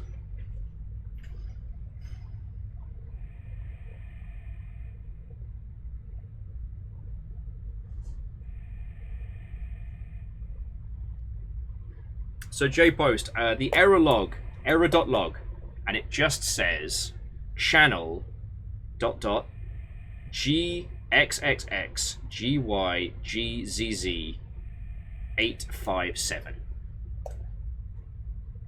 Now, I don't know enough about texturing 3D images to know if that is something that generally carries through to a texture file.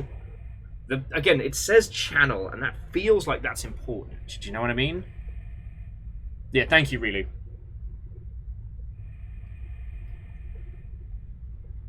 And to my understanding, the Forsaken folder doesn't physically exist on my PC, so it's not something that I can meta to.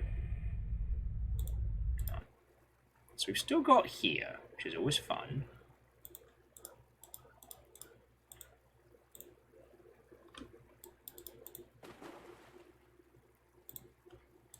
But, like, with this whole contraption here, there doesn't seem to be anything else that I can really be doing. None of these buttons are reactive. They don't make noises.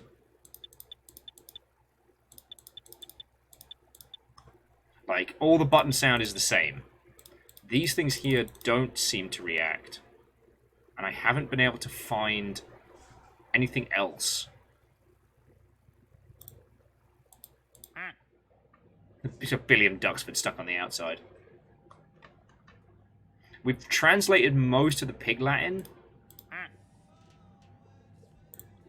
And there's a great big jelly too. There's a great big jelly too underneath the pachinko machine, but I think that's just the number of ducks that fall out.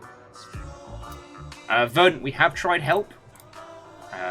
I don't mind giving it another, but it doesn't give us anything. It's like help doesn't, commands doesn't. So what do we know? We know that the error log from the texture file changes, but that does not stay consistently the same error message. But the MIDI files remain the same. So we either need to look for a way to work out what this error log message is for the channel, or we need to find a place where we can input and or use these songs, you know?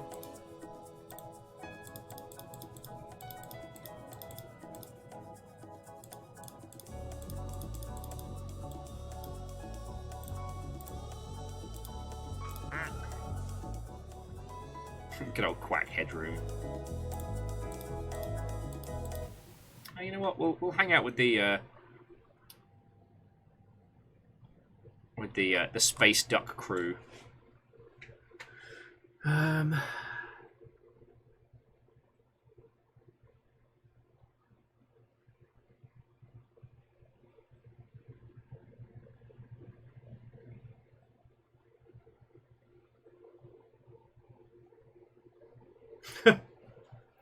See, Detonus, I always thought the villagers in Minecraft sounded like they were making duck noises at me, like...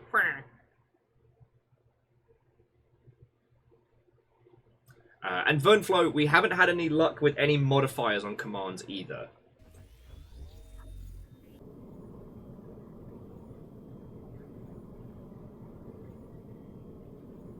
Someone found us a list of, like, the viable commands, and it seemed to indicate that we got the max amount of info from that one.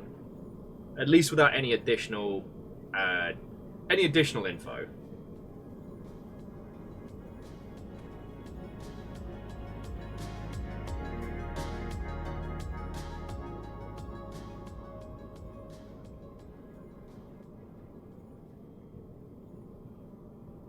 That duck just fell out of the space station.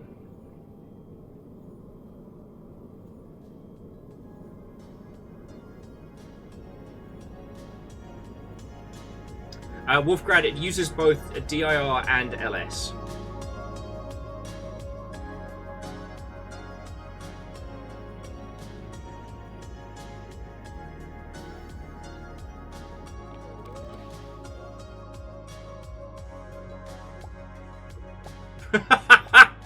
I like that. Sorry, Rilu says, I'd like to update my previous statement about Rilu leaves... past Rilu left no notes, that there's one that just says too many frickin' G's. Oh no! Ba-da-dum, bum, bum. Another duck bites the dust. Trying to see if I can get an angle on the pachinko ducks upstairs. Here we go.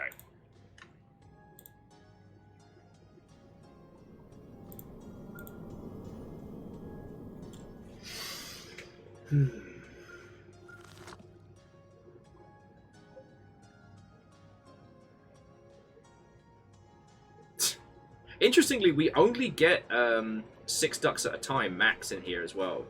So, I mean, it could be that there's some kind of hidden jackpot to this. But I don't know.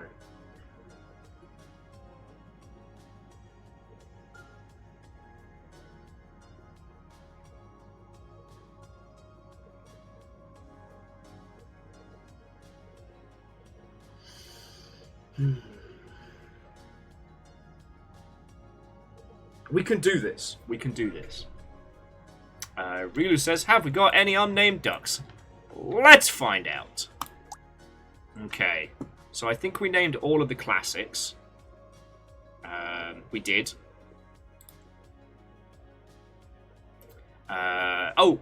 So while it isn't unnamed, there is one from Ducks Please we haven't met yet.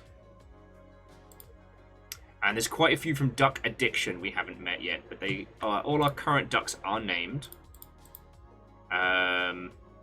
All the special ducks now have names.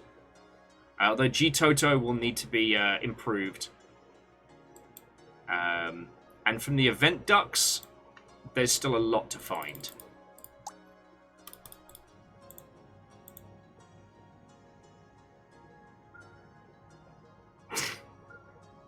Look, Detonus, if puns are something that you are not a fan of, this stream is going to do you a damage. The Longship have been crafting puns for every one of these ducks for so long. Each duck name was decided by like a gladiatorial battle royale of punnage, with a few that were just too good to put aside.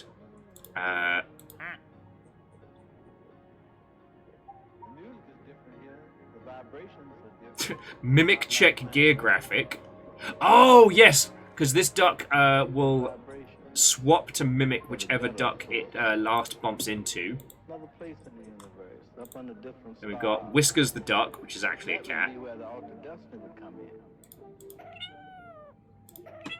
The Quack Spot instead of the Black Spot. And then I think Mally Berry's up here as well. Oh, and Sudoku.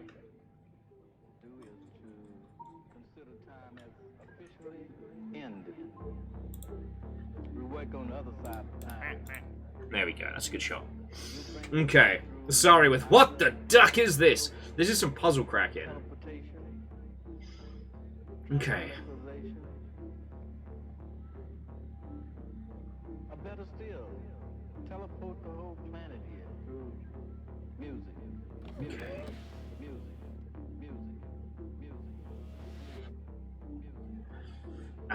So sorry, we've made steps forward in quacking the puzzle, but we're currently at a standstill. We have some music theory, or some musical noises, and we have some a random letter number string, which is different from last week's one.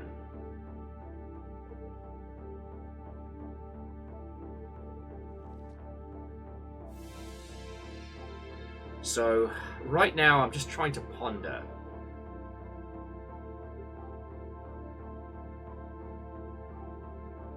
I need like a duck equivalent of like Quackham's razor. Because there's something here that we're missing, and knowing us as a squad, we may be overthinking this. What we would need is a place where we could input sounds, or like reactionary tunes, or somewhere to crack that long number string. Niyoshida's like, overthinking us? It's more likely than you think. Ponder by the pond. Oh, I like that. That sounds like a radio show I'd be really into.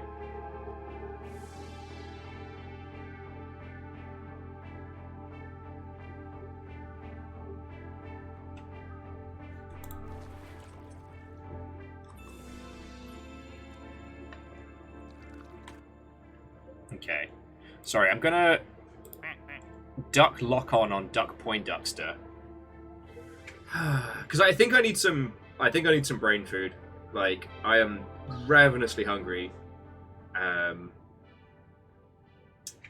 Like, there's this seat here.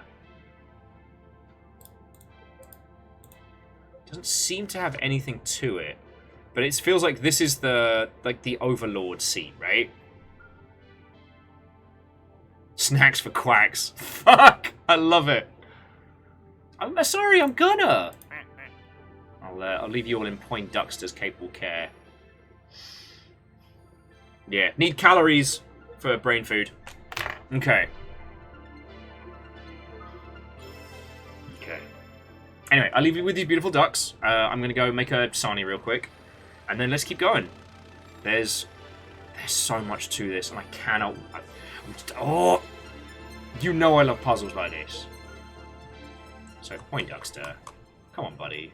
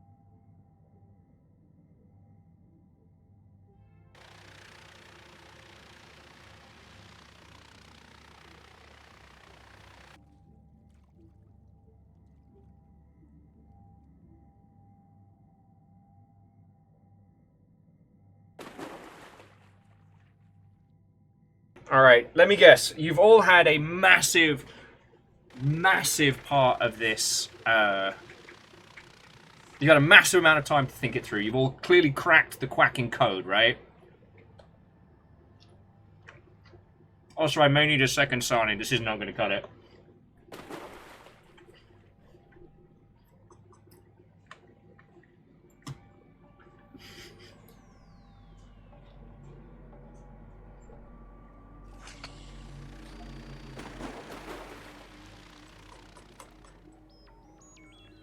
No, there was no sneak train this time. I'm paying attention. So, Rilu's saying we've explored most, if not all, of this map. And we can't find a music interface.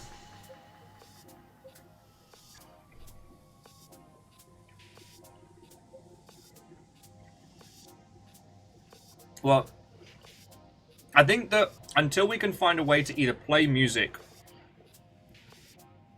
or if there's anything to be translating in that space, I don't think there's anything we'd be doing right now.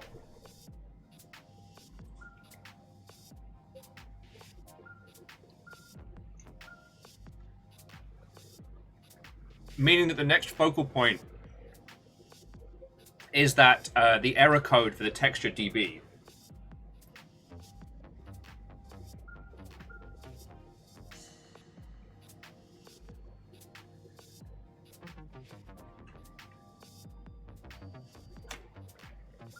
Ragnar was saying that maybe there's a connection between the notes and the error code. I'm not sure. I'm not discounting it, obviously. But the error code has changed. The numbers, the music notes have not.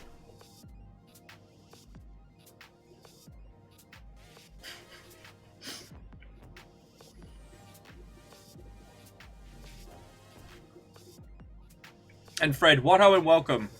And I don't believe you. I did hear that you and Lizzie hung out today, and it's made me nervous.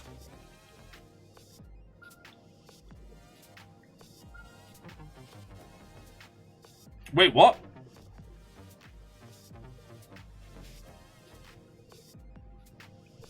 The string is the message.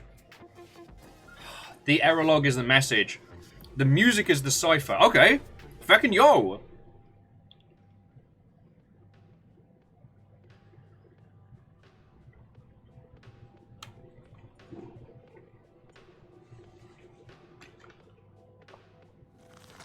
What do you need? Really, do you need us to go back to the computer? Should be able to see it from up here.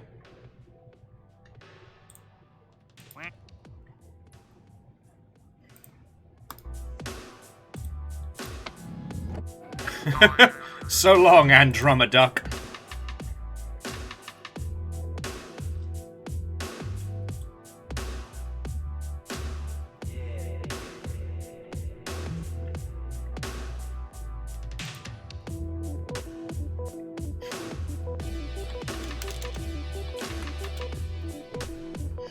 Vanderbeest, why would Lizzie make you nervous? Because it's been a very long time since there has been anything like a coordinated strike. And that makes me nervous.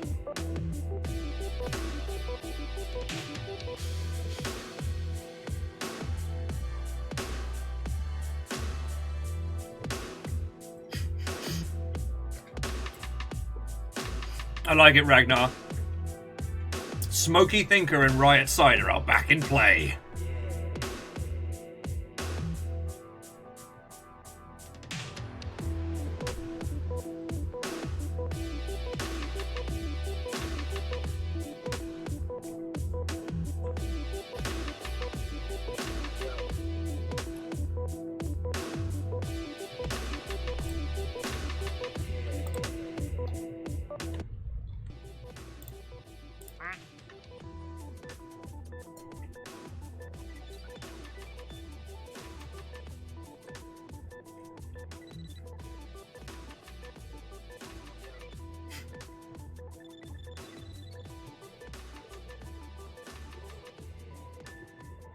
I don't know why. I still think we should have gone with Dwayne the Duck Johnson.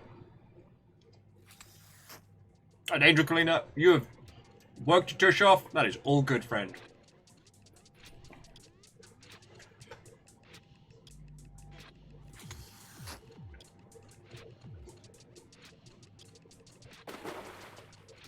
I'm definitely going to need to make myself another sandwich. That was not enough. Okay.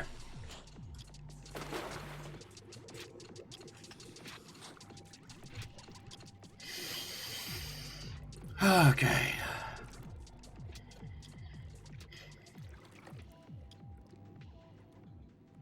I did, Detonas, I did get a sandwich. And then I just kind of inhaled it. And it was very, very good. And now here we are.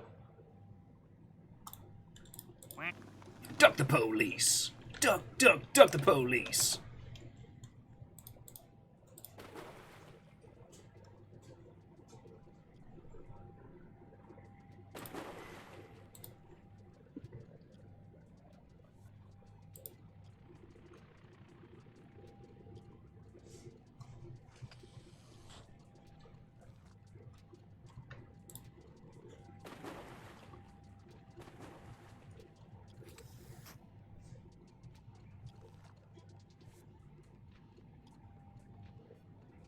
Oh shit, Biggs!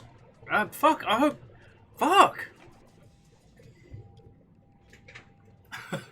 Steam's big picture mode is bad, but holy shit!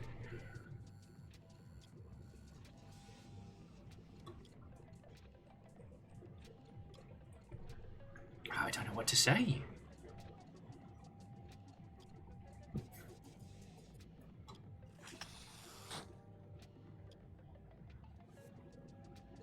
Okay, okay. Sorry, I was very worried.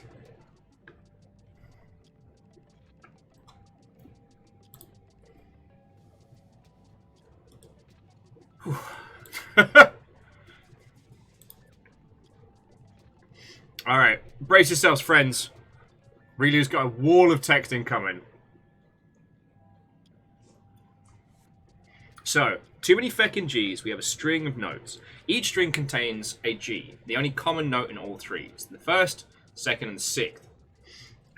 In number 3 is the position. We have the X, Y, Z in the error code. So if we sub in the second X, we get a new string of characters, reading G222, G6G, 44857. Okay. I mean, I'll add it to our note list. G222, G6G. Ain't nothing but a G thing. 44857.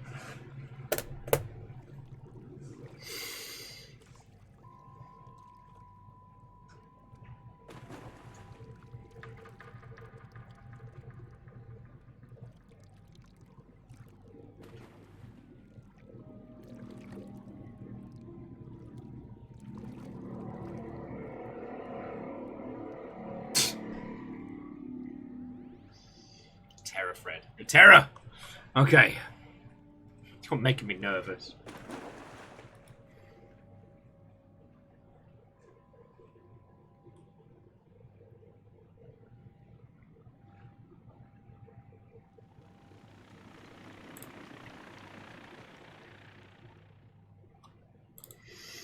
Okay.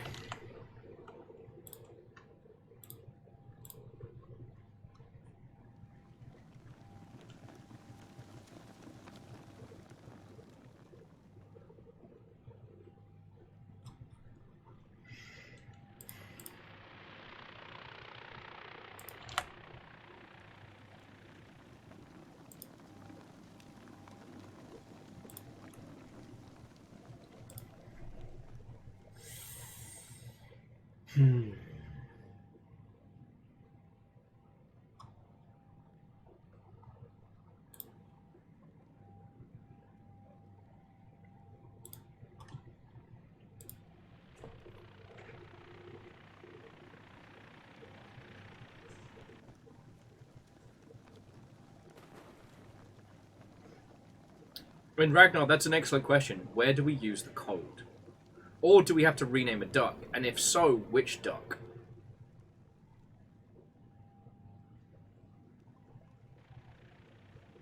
Like, if we look at our cast of quacking miscreants, I don't see one that is specifically like music duck. But there are a few from Duck Addiction that we haven't gotten yet.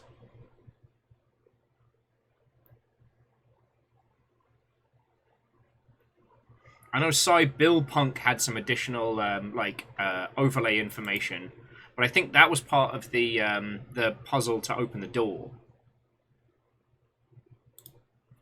So it is possible that there is a music duck we just haven't gotten yet. And quadrilateral, like, that is an untextured duck. There is something there. Monitor Duck has gave us the pig Latin that let us crack into. I think they were the one that gave us Goto.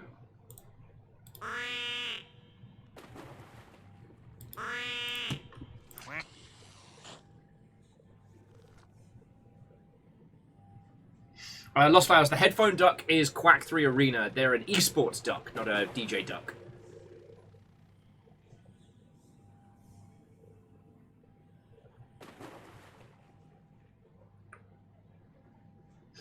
But it's not a bad shout for, let me see if I can find where the bloody hell he is, for Duck Armstrong.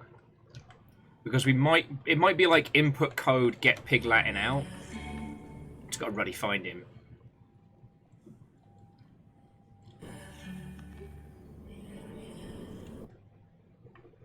Excuse me. You seen a duck with a space face?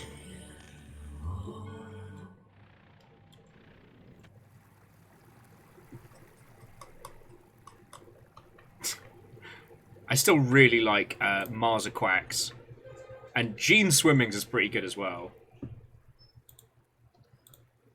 Rilu, I can't promise you that.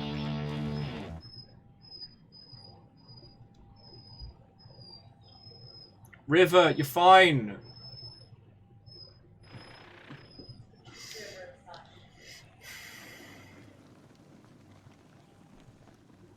Yeah, of course he's ruddy hiding now. We need him. Oh, wait. There we go. Bill. What's up, mate? Aw, look at that happy ducking face. Okay, so... where is Bill? Okay. Bill Armstrong. So first, let's try the channel code. Although, again, a channel code for an untextured duck strikes me as something that we might need, but... Alright, so first GXXX. G... Y... G... ZZ... 8... 5... 7...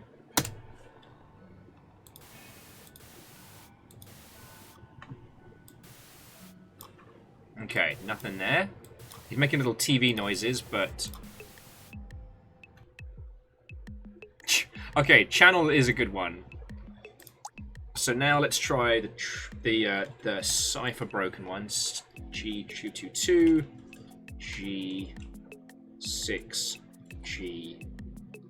G44, 8, 5, 7. Boosh. Hey, Rilu. Hey, Rilu. Hey, Rilu. Oh, fuck! No one knows how cool we are!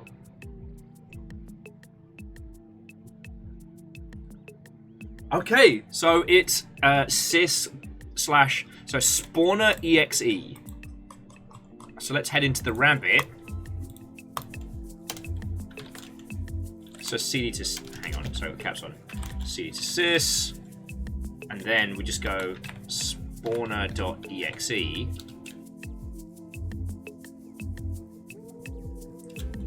Curiosity beat the devs. We got this. What?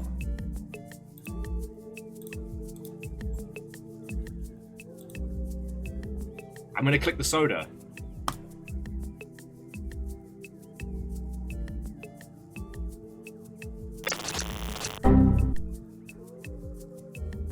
evn.scene has been added to the Forsaken folder. Alright, we can't do anything with it here, but... okay. Love you, little buddy, but I need to get back into the room.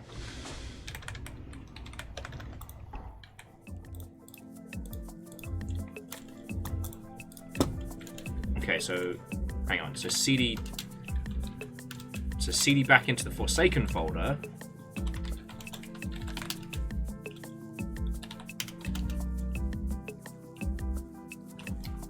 Hang on, but we know the environment.scene is in there.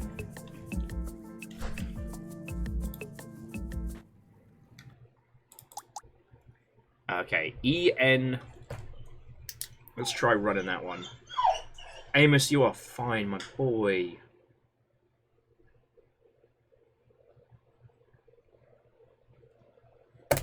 Okay. So there's our little buddy. Alright, so we go back into here, and then we just go env.scene,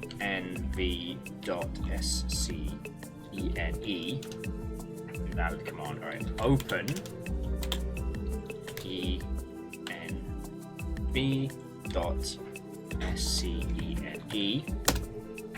invalid command. What if we open the texture file now? The file is still corrupted.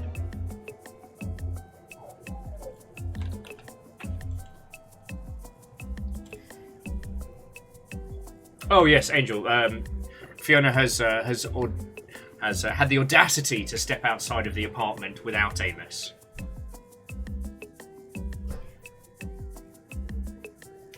Lost Fast, that's what we tried, but we'll give it another go. Invalid command.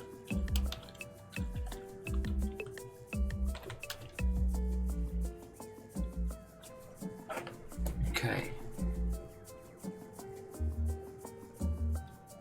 The one downside, friends, is if we pop out of this pool and check one of the others, we can load our other save game, but the mission critical ducks won't be in there immediately.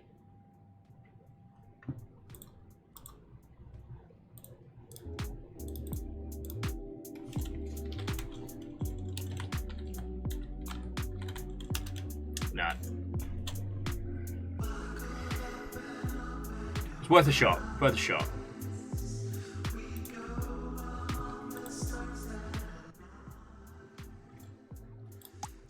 So, okay, so we have env.scene. What is a .scene file?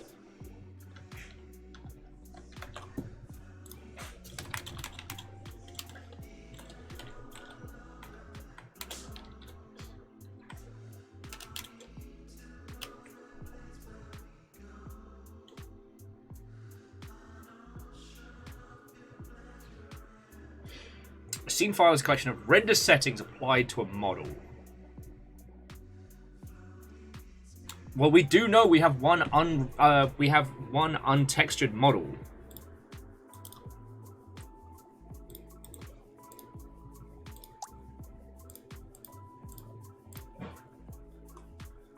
Which is Quacklateral. So I guess we're playing the waiting game now. We're just waiting for Quacklateral to show up. You can see my logic here, friends, right?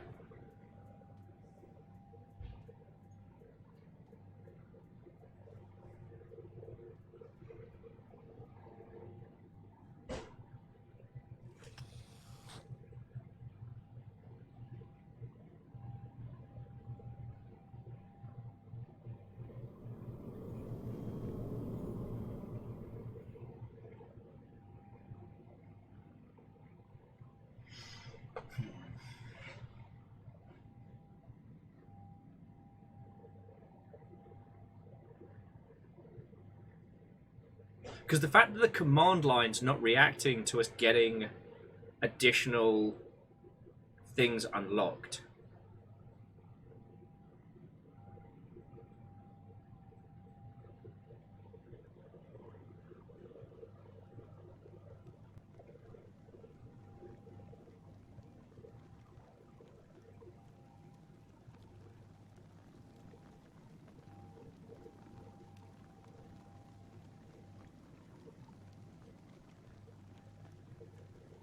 And Landmeister, we can try experimenting with the spawn command some more.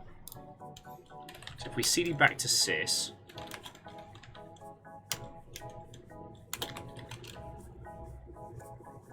sorry.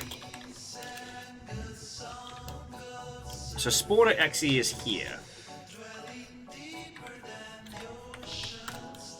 File must be executed. We already did this. Okay.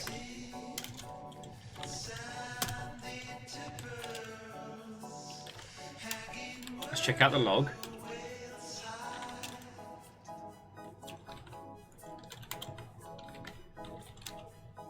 Yeah, so that hasn't added anything new in the error logs and what have you. We'll CD into sounds, just in case. No, nothing here. I think it's safe to say that we've done what we can with this bit.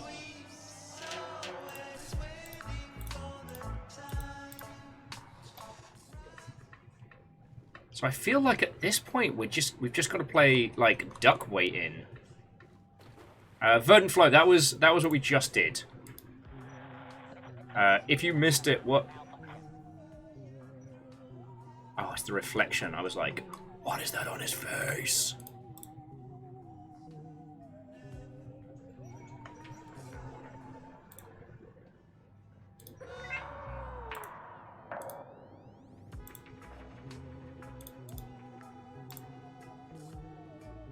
Seriously, they're really top fucking marks on cracking that last one. I would not have gotten that. Okay. Okay. Kitty! Kitty and the Grim Squeaker is a great name for a band.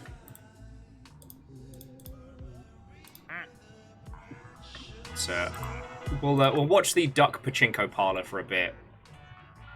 Okay. So we spawned in a can. The can gave us another file. The file is a scene file, a texture file.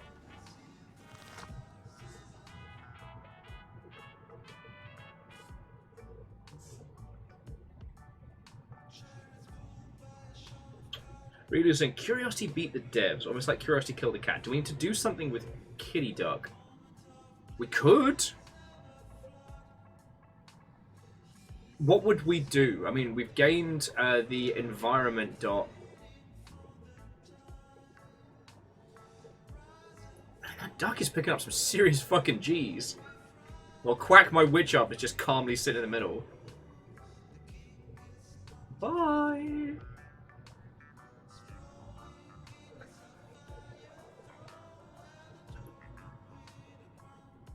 God, I wish I had an energy drink right now. My brain's just not firing on all cylinders, and I'd really like it if it would. God, am I going to get ill-advised evening coffee?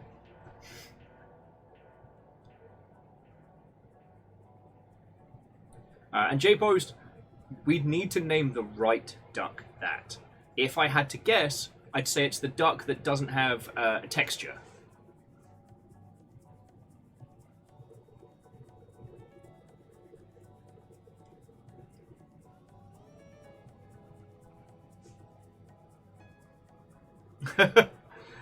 Sorry. If decaf coffee gets you there, then I'm not gonna disappoint it. But sadly, no. That just makes me sleepy.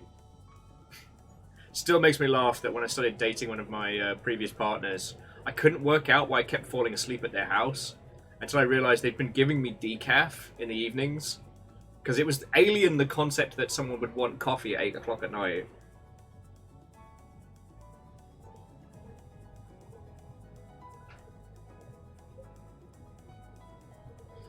Okay, Flowers thinks they saw something near the chairs. Alright.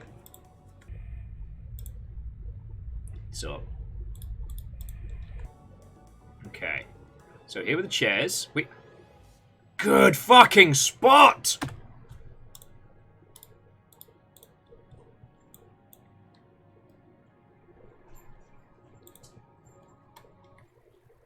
Beans! Alright, feck, sorry. There we go. All right.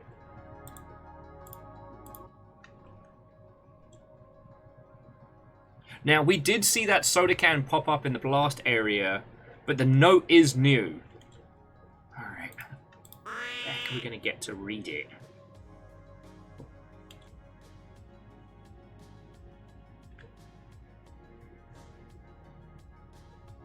Does anyone speak either Italian or possibly French? Oh, this is so hard. Oh. No, I can't interact with it. And I can't zoom in on it from here.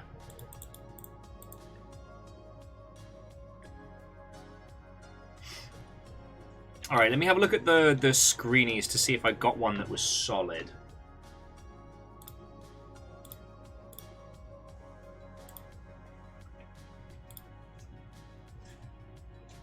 Tiny biscuit. I'm trying to decide if I need to beast that other Sani or if I should wait until if we are doing a dinner thing. Oh, I thought you wanted the rest of it, Sammy. I have something I can make myself. Okay. No, I could absolutely fend for myself. I was just There's also that frozen pizza thing. We still have a frozen pizza left. That loaded thing. I might see if I'm feeling like a gross mess later. Numbers were saying apparently we've got a heat wave coming in the next couple of days. Ain't gonna be good.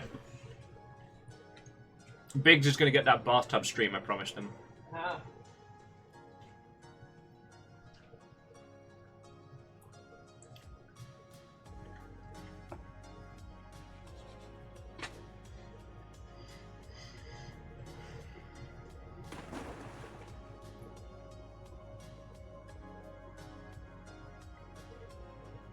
Okay.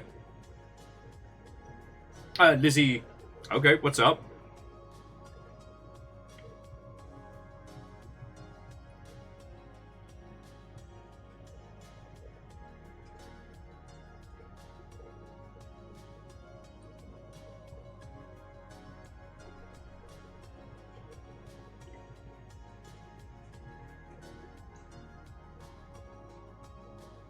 Okay.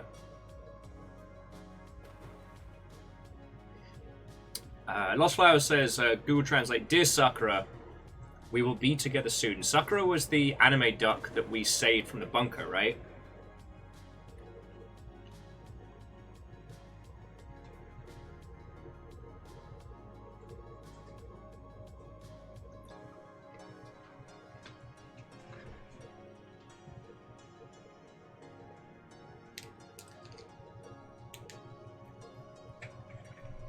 And Lizzie, when you say the end of the puzzle, do you mean that no one else has gotten further? Or just that apparently this is as far as the story so far goes? Because, you know, it's only taken us weeks to get here. And in the lower corner, it is 1708 2022.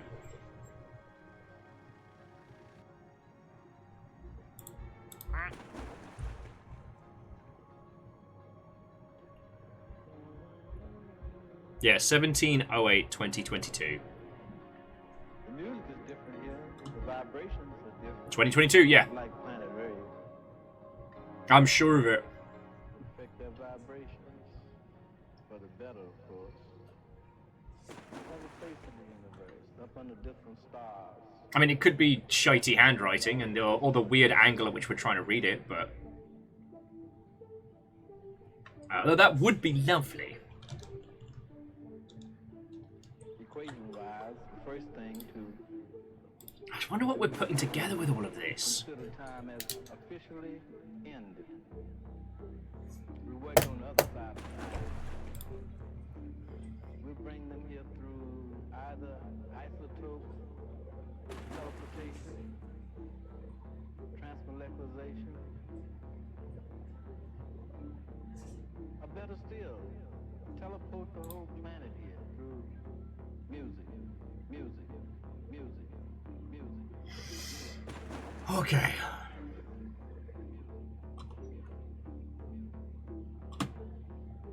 Okay.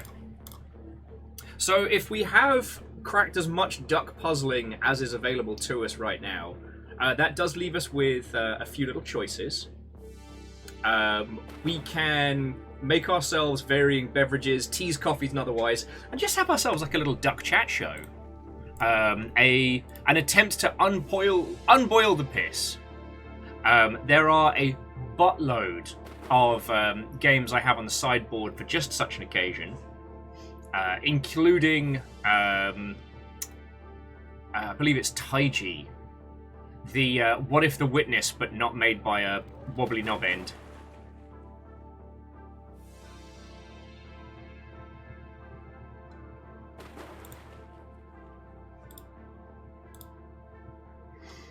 What is in the sideboard right now? The sideboard is... they're all from the Great List, but they are titles that I have pre-installed because our internet does not like me trying to install and play at the same time.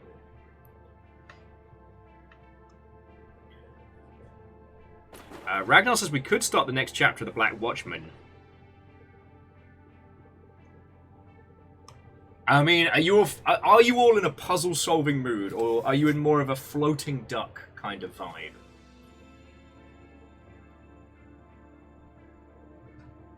I definitely need to go get another coffee, though.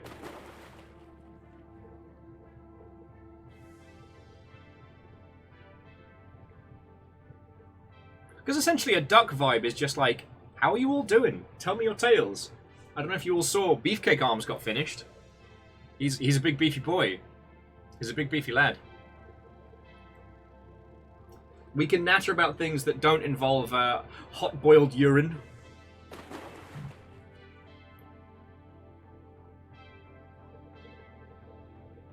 Bacon makes a good point that if we let this play out, there are ducks that we may be able to acquire later.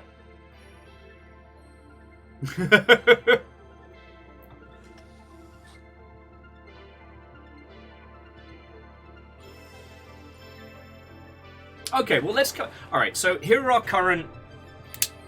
All right, so here are our current available choices. We can chill by the duck pond. We can return to the Black Watchman. Start up good old chapter 2.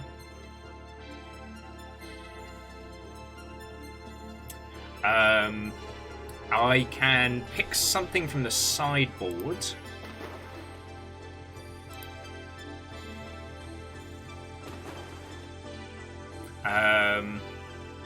I do have an art house exploration title where you explore dioramas and trippy labyrinths inside the paintings of Enzo. I want to say Cucci? C-U-C-C-Chi. Cucci. Cucci? I don't know, I can't pronounce it. That's a short little one that I've had saved in my back pocket for a while. There's also one called Gibbon Beyond the Trees, which is a short but beautiful little game about being a bright pink gibbon. And yeah, Taiji, which is part of a longer experience. Also Sunlight as well. Traverse a harmonious hand-painted forest in this first-person hike.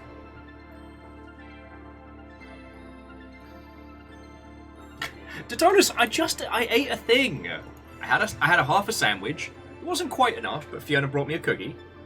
And so I'm probably gonna beast some food.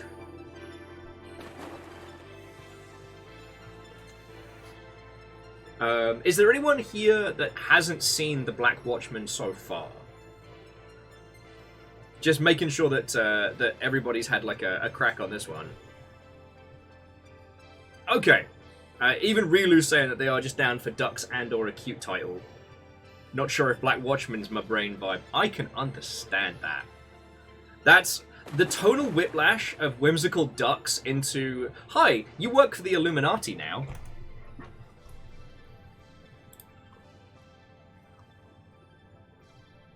Okay, so if we're going to do a day on the Black Watchman, I'll make sure that everybody knows well in advance what's going down.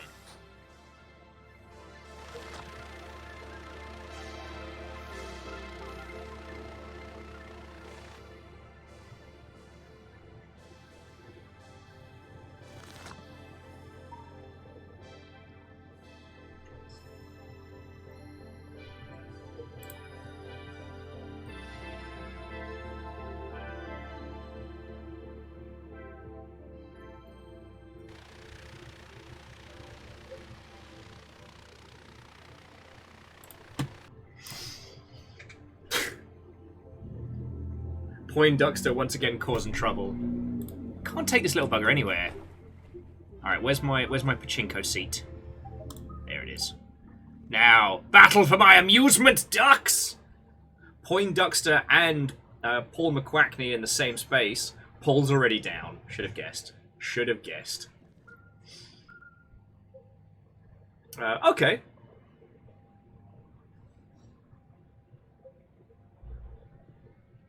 So Raven, one of the things I will say is when recommending titles, one, assume I know it, and two, trust me when I say we are not hurting for game recommendations. The to stream list is probably, I don't even want to think how long that list is, because I think you're talking about Alba, which we streamed in its entirety, and it was very, very good.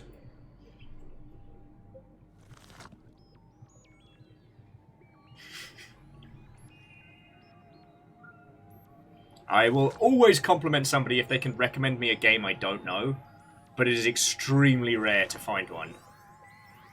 Like, Lizzie managed to find one the other day because it had only just been announced alongside its Kickstarter, like, and the Kickstarter hadn't begun, but the demo's on Steam.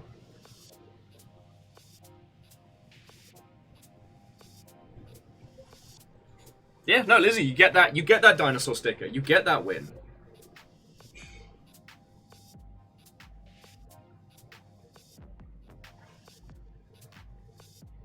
It's also, I try not to ask people too much for game recommendations because sometimes a great game does not stream well, and I always hate kind of being the burster of bubbles on that one.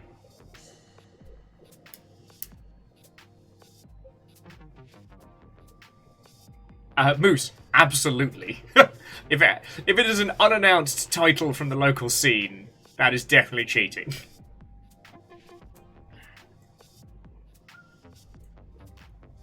But then knowing how bloody small our industry is, I might have been like, oh shit, that's video game indie Dave. He's making Dave's Adventure. Dave's game.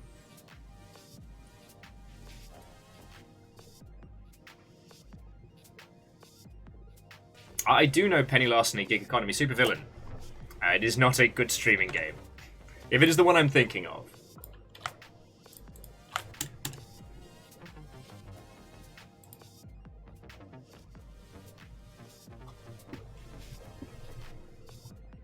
Ah, yes. I mean, Shadows. That's from the Arcade Spirits team, so they're pretty known. Verdant Flow. That is a good question. When is the Hover Kitty stream? God, the Hover Kitty saga. I'm afraid of that game. I'm really afraid of that game.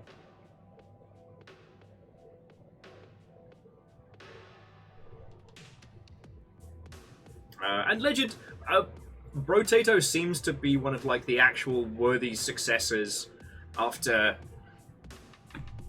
Vampire Survivors broke ground for everybody else. People seem to be really enjoying it, and I really respect that.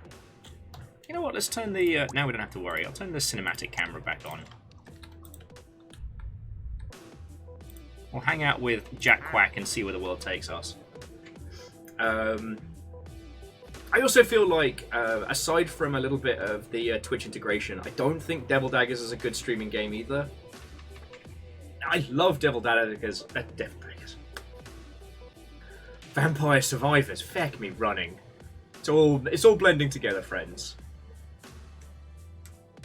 I don't think Vampire Survivors is a good streaming game per se. The Twitch integration stuff does make for a bit of spice, but yeah. The reason why I suddenly went woo with my brain there is the other thing that I've been. Is that our scanner duck? Yeah. Now I think this duck was part of the last puzzle, but just jumping in.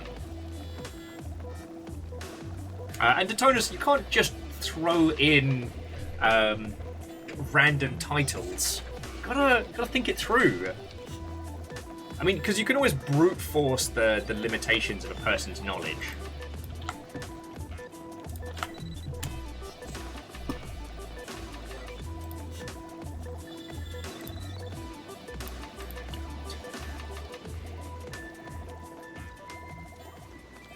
Fade to Silence I had forgotten about. Because of its...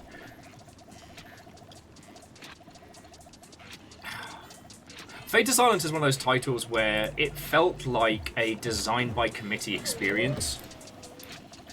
I'm trying to remember which one the Hive is.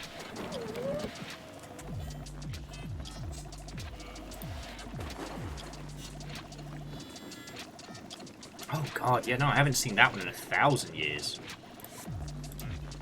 I mean, the Hive is fine. It's an RTS title harkening back to some of the older classics. It's fine. That's a good breath.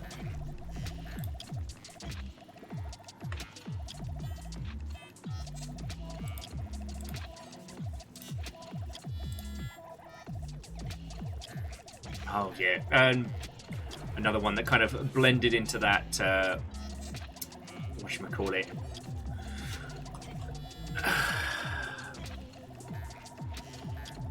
That post-RimWorld world.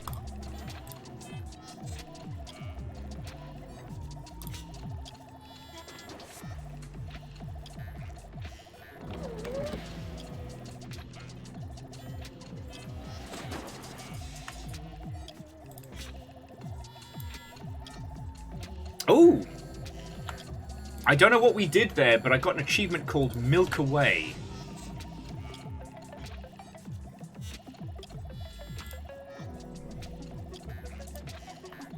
Vernflow, I know of that title. I was kind of, I was very burnt out on Nintendo nonsense when people started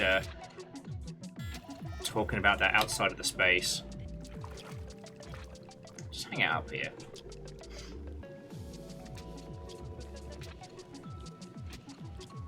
Legend, you're right, that could have been it. I'm kind of gutted we missed it, but it's, especially on this level, it's very hard to keep track of everything at once, you know? Not in here.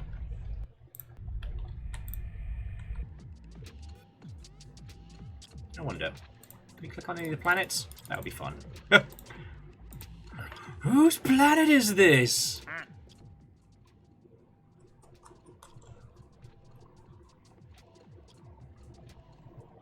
So okay, I'll pick something super lovely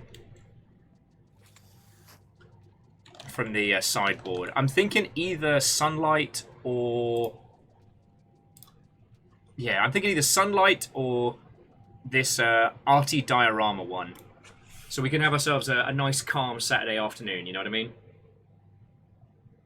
Because that's definitely the mood the ducks have put me in a good way. More coffee or something. This week has been so much. At some point, I'm going to have to process all of the feels. Like, Orion Pirate is still the reigning Jarl. That happened last night during the chaos and gunfire that is Sea of Thieves.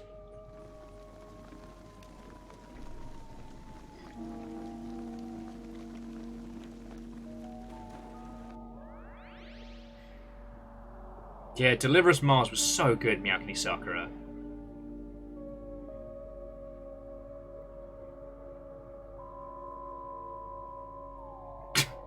Rilu, that is a horrifying thought.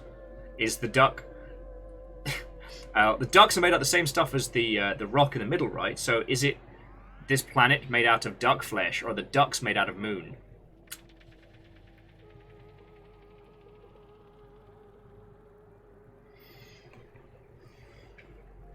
Alright, Detonus.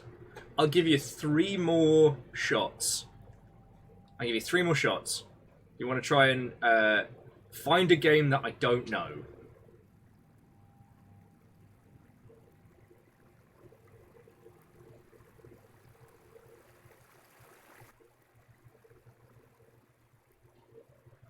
Yeah, Moose, no. Deliver Us Mars was absolutely wonderful.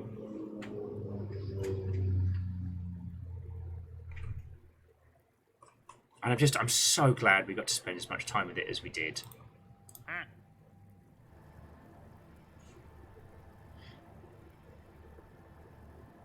Geographic, I'm hurt and offended. Hurt and offended. Do I know Pulsar, the Lost Colony? I played that with Megaran and a rival. We've never completed a campaign, and we've ended up starting again multiple times, but... yeah, we went to a den of gambling and iniquity with Megaran one time. It was great. One time we had Floydo and Emmons in space, which was very funny. It just seems people... I saw a lot of people kind of drop off when we started playing Pulsar, so I don't know if that's how I was presenting the game or if it was interest. But there hasn't been a massive amount of want to watch Pulsar. Because I'd love an excuse to play more of it. And actually, it's one of the things that I'm hoping I can do with... I'm hoping I can do if I actually have some downtime to do some stuff just for YouTube.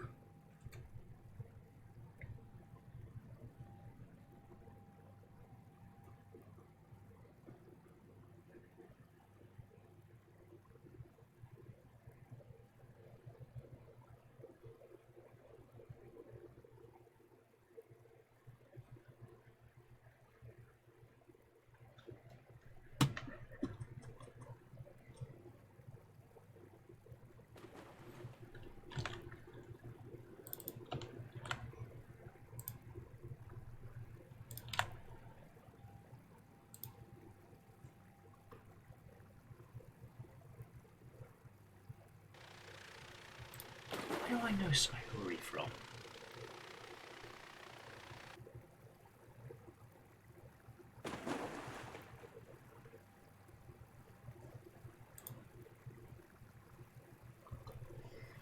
So Lost Flowers, I do know that title. I'm just trying to remember where I know it from. Because I don't have it wishlisted on Steam, which means I didn't find it through research. I'll have to look into who Emotion Theory is, because I've seen Satori.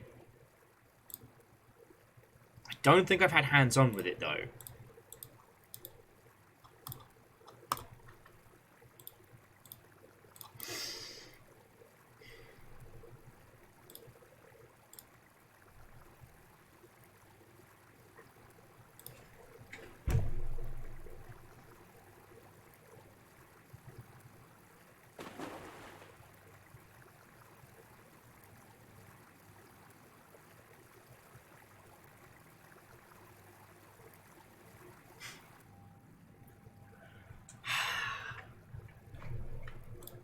But see, this is why I don't like the recommend games. Is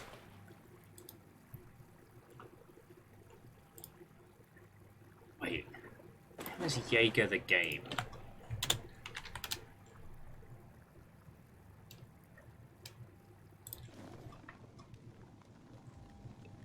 Wait, the fucking 2003. God, that was such a garbage fire. So Ragnar, I do know that one. I never played it. It was...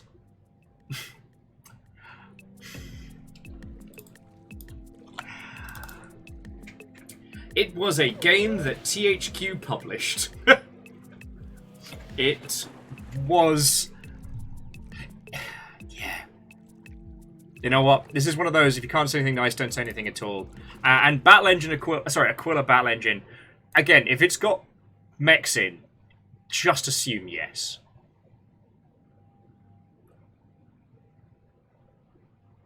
Detonus, I'm disappointed. I'm disappointed.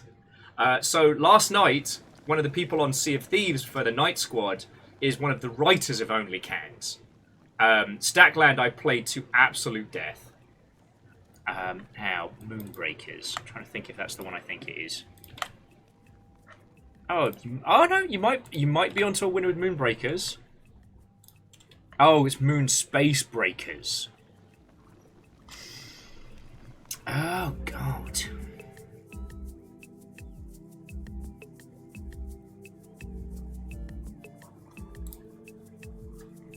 God, I haven't seen that in 1,000 years.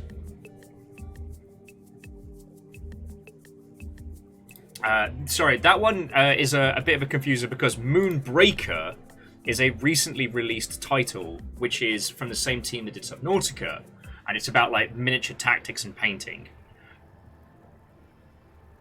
Oh, so you didn't mean the World War II alternate sci-fi game Moonbreakers, but Moonbreaker.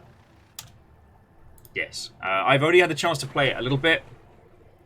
God, I was hoping for some really obscure stuff, but Aquila is all right, Legend.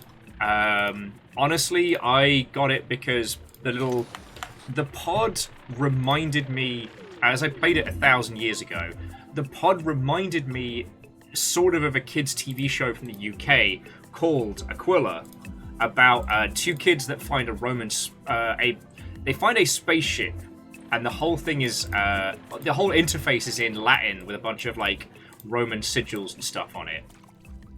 Battle Engine Aquila is just fine. It's all right. Right.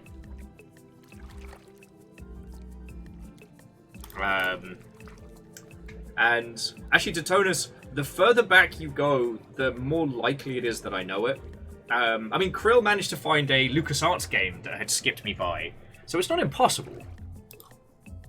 But actually, I do want to say on the flip side, like, never be afraid to question, especially a pasty white guy's video game knowledge.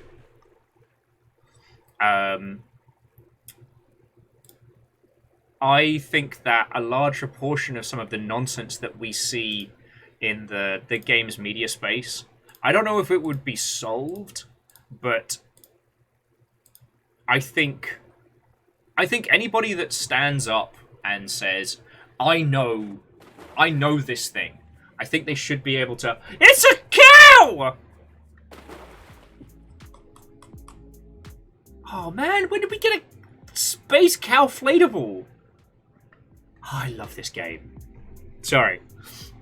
I'm not advocating for gatekeeping.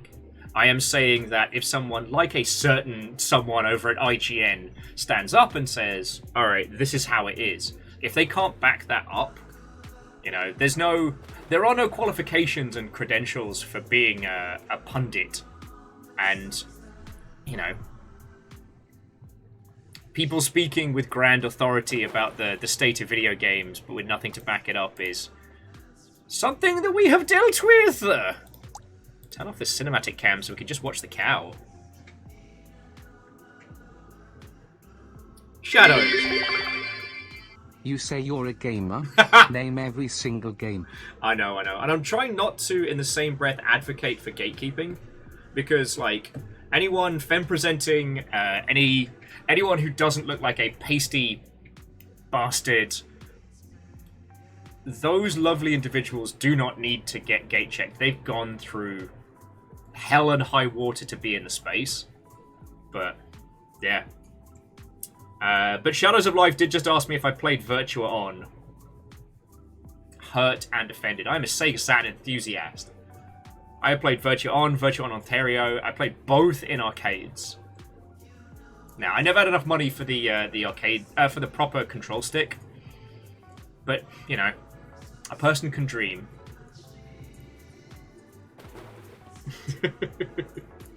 And Numbers, thank you for the bits. And and I know what you mean. I haven't played Skies of Arcadia fully through yet. God, I haven't had the chance to just, like, throw caution to the wind and just get absorbed by a proper RPG in a while. Hell, I was saying the other day is, like, I'm not disliking Tears of the Kingdom, but I kind of need to just be left alone so I can just play it for a day. Fearless, I played through Valkyria Chronicles 1. I couldn't stomach the PSP and the... oh god, the Animu Nonsense one. I think that was 3, was where it got fucking weird. And I played a bit of 4. Liked what I got hands on with, and it was definitely a return to form. Sure, Wraith. I could totally afford a copy of Skies of Arcadia on GameCube. Oh, friends, if you're going to get yourself a bottle of wine, get this gajillion-dollar bottle.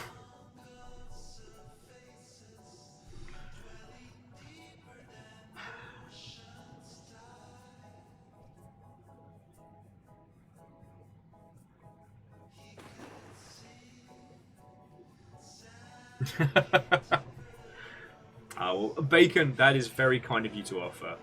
I mean, I don't know. I'll have a ponder on it, because Tears of the Kingdom hasn't caused the feels cascade that I was a little bit worried about. And I don't know if that's just an emotional landmine waiting to happen, or if I'm genuinely okay. So...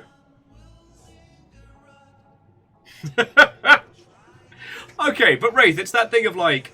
it's like saying, oh, you should definitely play Zelda Four Swords. Like, yes, you should. It's an incredible experience. Smushy Doodles, thank you for the 100. You should have seen, what was it? Arcade Duckfire, I think, that was just doing speed loops around the top.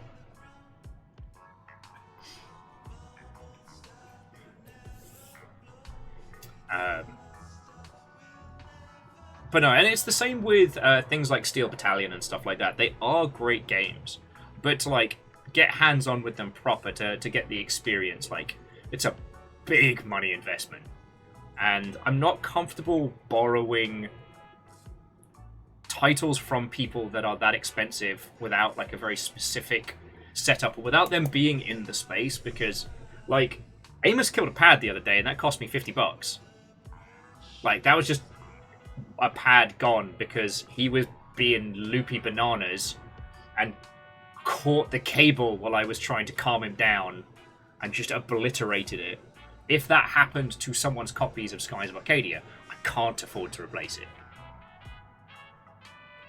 I have played Strange Horticulture. Actually, I'm just, again, going to make sure it's the one I'm thinking of.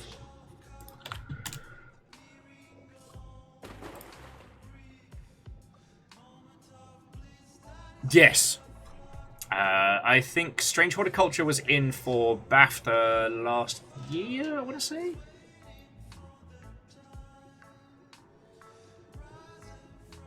And Shadows, I don't know tabletop RPGs.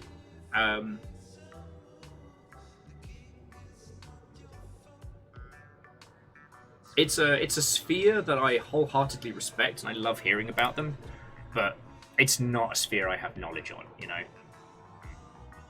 With video games is the art medium I've kind of, I don't want to say dedicated my life to, but it's definitely the one that's the most important to me personally. And so, like, I've been obsessed.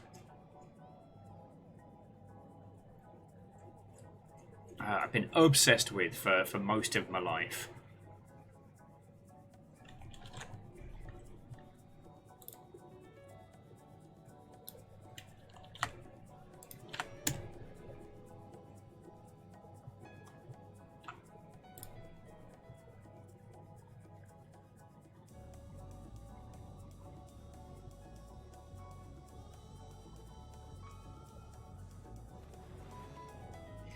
And I mean, Lost Flowers, I'm going to say technically, no, I have not heard of Ultra Fight de Kanyata 2.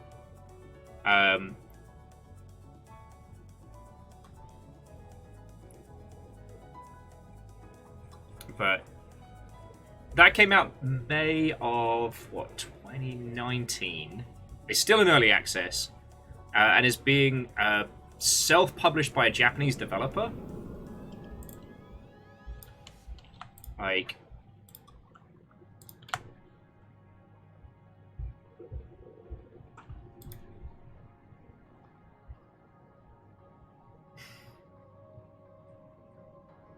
oh,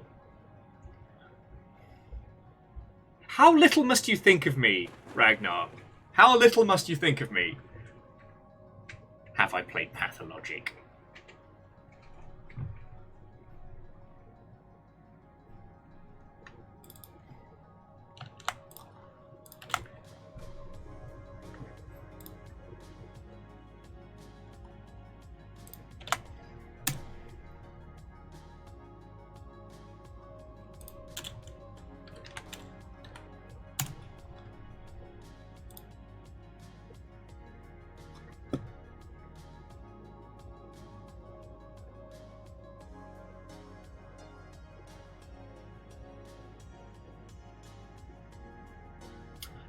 Actually, Smoshy Doodles, I had seen Psilocybal. If I remember rightly, the team behind it did something for one of the Dreadex collections, Bad Vertex.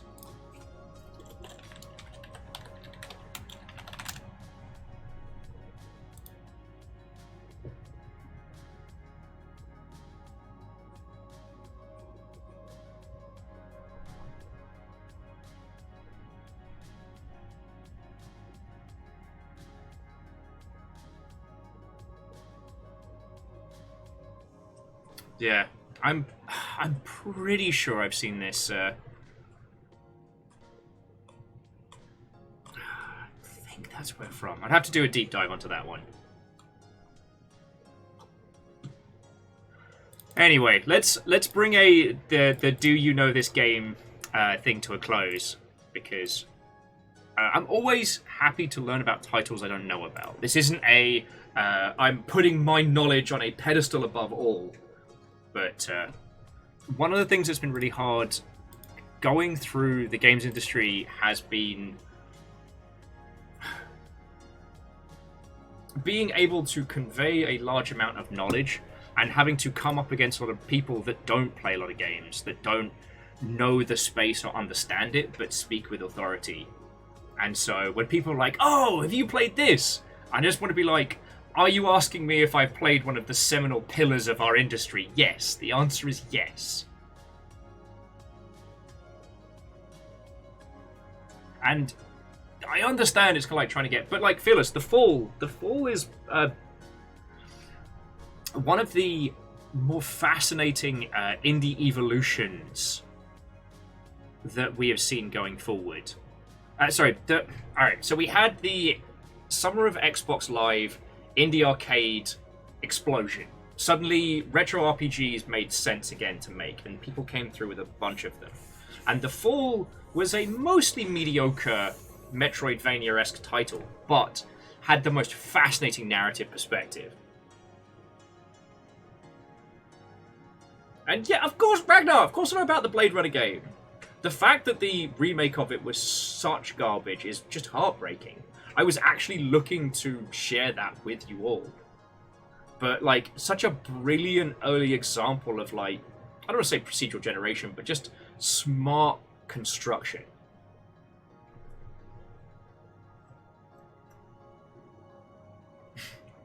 Have I... Alright, now, we're calling a wizard veto on this because I am frustrated at your lack of faith in my knowledge. We're calling a wizard veto. We're going back to ducks. We're going back to ducks. We're going to hang out inside the cow with the duck agenda. At least until this thing gets stabbed. Affect their vibrations for the better, of course. Another place in the universe. Yeah, Jamami, Gear Graphic called it like Mimic Duck, and I accidentally copy-pasted the name with Mimic Check Gear Graphic, and so it stayed. This duck will copy whichever duck it bumps into last. Kind of a duck chameleon of sorts, but I liked Mimic Check better. Officially ended. Sorry, they're trapped in the cow. For now. We'll bring them here through either isotope, teleportation, transmolecularization. It is entirely possible that the cow could get popped. It's happened before. It'll happen again.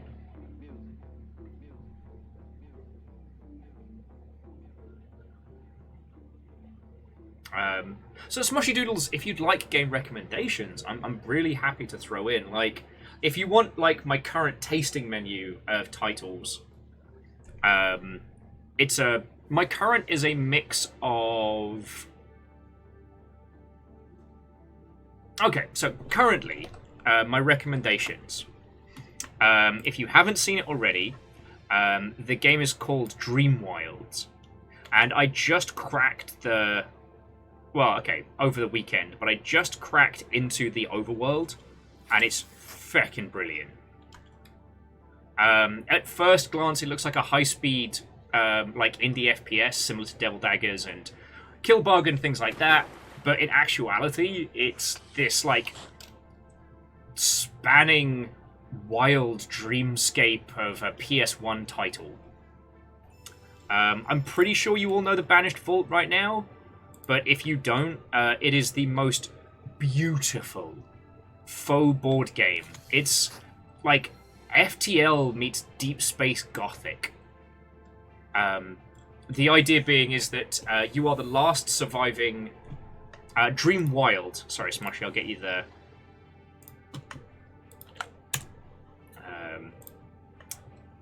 you are the last surviving colonists from a colony that's been eaten by something called the Gloom. You have an interstellar cathedral that takes you from space to space. It is your goal to acquire as much of the magical MacGuffin dust as possible to power your ship to move from section to section. It's very FTL, but the construction of it is everything's laid out like a board game, like they're little pieces on this gorgeous table map. When you start building like little colonies and things, they're all like wooden interconnected pieces. It's so good, so good. Now the ones that I haven't got to play but I'd like to put onto your radar is Word Factory. Actually, is it Word Factory? Where is it? Yes, Word Factory, but spelt weird. Just gonna warn you, this is a game that would consume your life. At first, it is very simple. You start with a letter. The letter is processed through a factory, and the factory turns that letter into a different letter. And then your goal is to try and create a word X amount of times. However, the goal is to achieve the best optimization with the smallest amount of pieces. So it's got that Opus Magnum meets Factorio vibe. And I've not bought this. I can't afford it. But also, it's $6. I know what this would do to me. All I would do is be like, oh, I'm just gonna have a quick go at, and bam. It's suddenly Sunday night and I am fucking exhausted. Oh, I didn't give you the store page for the Banished Vault. Oh, also the illustration style on the Banished Vault, like, is this like pen and ink scratch style that's like, I don't know, because of all the interstellar bodies, it makes me weirdly think of Junji Ito, but not horror. But God, it's fucking beautiful. God, it's beautiful. Okay, so we've got a puzzle game, we've got a strategy board game, we've got an automation game. What else can I throw into your mix? Verdant says, do you know any games like Diablo 2 that came out recently that scratch that itch? Yes! I do. Oh, you're going to have to give me a second, though. You're going to have to give me a second to cast my brain. Basically, we did an IGDF showcase a couple years back. And one of the games in there was an action RPG that was very evocative of Diablo 2 that wasn't Path of Exile. And I can't remember what it was.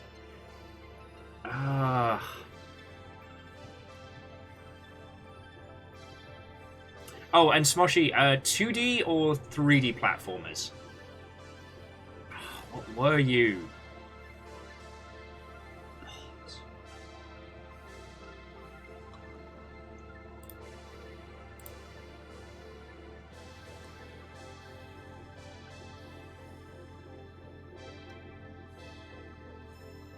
Oh shit, when did Moons of Dulcin came out already? Fuck, why didn't I get that? I guess money, but... Shit, I don't remember that one. Oh, this is killing me! See, times like this is where my brain fails me, where it's like, oh, you know this exact game. Was it Last Epoch?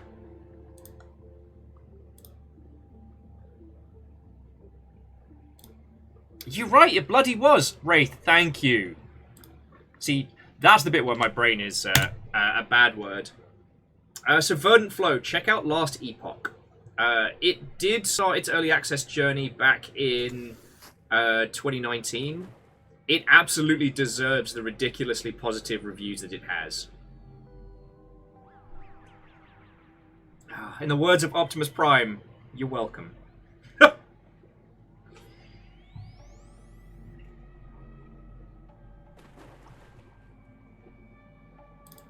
Oh, yes, I think I've had Moons of Madness, if it's the one I'm thinking of. Or is that on my... I think that one's on my wish list. Yes! I've had Moons of Madness on the list since it dropped. I'm trying to remember if I didn't pick it up.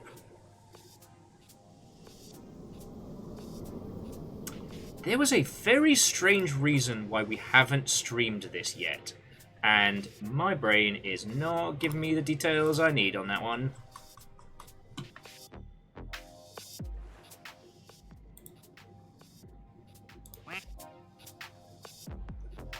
Gonna hang out with Banksy's true identity.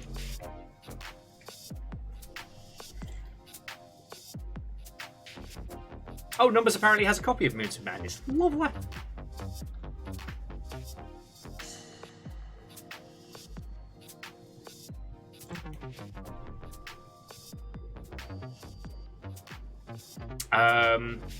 So Smoshy, for platformers, the two I would put into your wheel well was the one I was just raving about, and another one which I haven't had hands on, but should definitely be in your wheel well. Oh, to Orion Pirate, what a welcome and feckin' yo. So, the first one that I will put into your wheel well. So this is another like that weird way, kind of like not quite PS1, not quite PS2 interim 3D rhythm. There is no fucking way I'm going to be able to describe. I think it's like pseudo-regalia? But check that feckin' thing out. And the other one is a very, very fascinating little title, which I thought I was still waiting to come out. So I sometimes, like, offsetting my memory to a wish list can save me from having some kind of breakdown. Where was it? Here we go. Moons of Dalson. Check this the hot heck out. Oh, what did you... Aww. Oh, Fearless, that is very kind of you. Thank you, friend. It's fucking kind of you.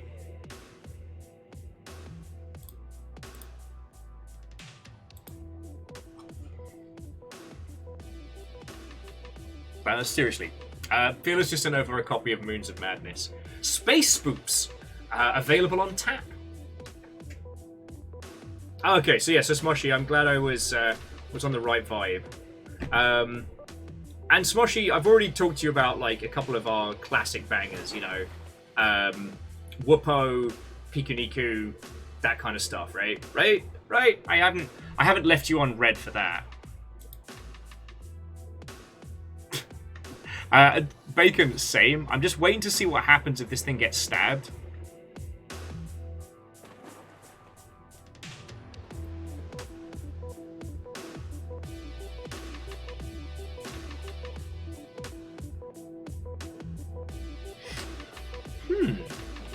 So Varble says something that got the historian in them googling wildly is: do we have a definitive first procedural generation game? Google is pointing to Elite and Rogue as possibilities. Honestly, Rogue would have been my guess. I forget which of Rogue and Elite came first.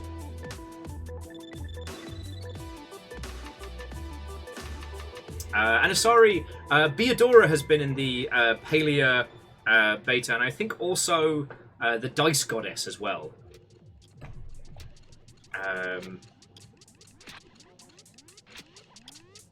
Alright, Ragnar, if there are no impromptu streams over the next couple of days, have a feckin' wonderful weekend, alright, friend?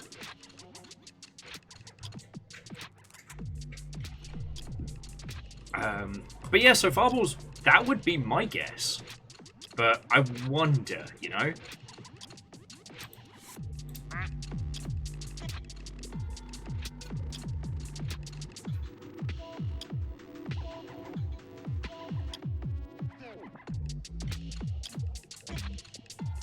Yeah, see, now you've got me thinking, Barbles.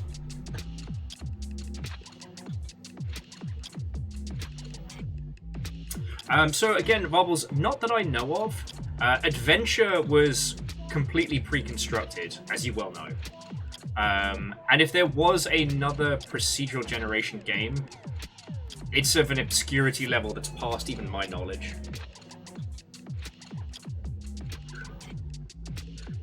And I do understand like the hypocrisy, friends, in saying don't recommend me games, but let me recommend you games. And I do apologize for that. I love recommending games to people, and I think it's not people being passionate about titles. It's you spend so long fighting against crusty old white guys for people to recognize your knowledge that you can become defensive, and it's a habit I need to get out of. I know. So Ovarian Trist says, while we're talking about recommendations, I'm looking for something very close to Valheim. 3D, satisfying log chopping and mining, base building options. Hit the swamp in Valheim, was like, fuck this poison garbage. So Trist, I'm gonna recommend a couple of obvious ones. Please don't think that I'm just ticking off bases, like going through the steps. So I mean, the obvious ones being the forest.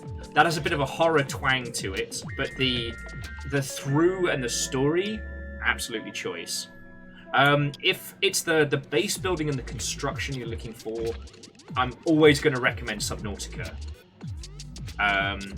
The satisfaction of defelling trees and building a base all your own. I would definitely put is it Overgrown?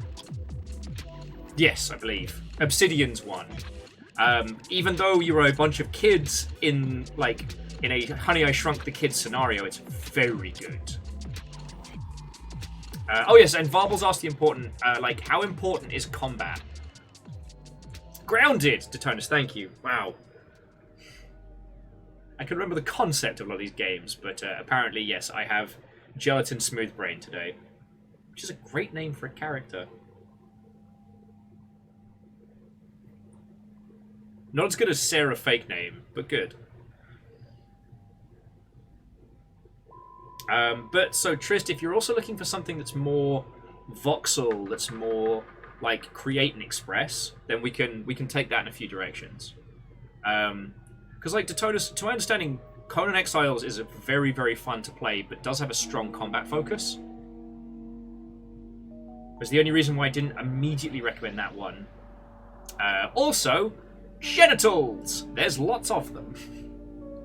Not saying it's bad, I'm just saying that they're very there. My friend Alex was doing a playthrough recently where he tried to make his character look like a living bionicle. It's very entertaining.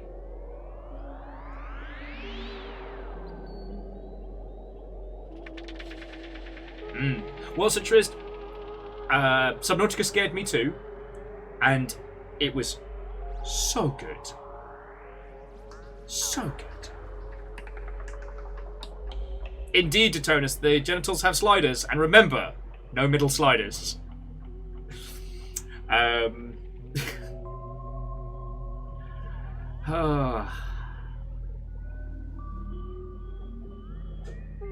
Oh!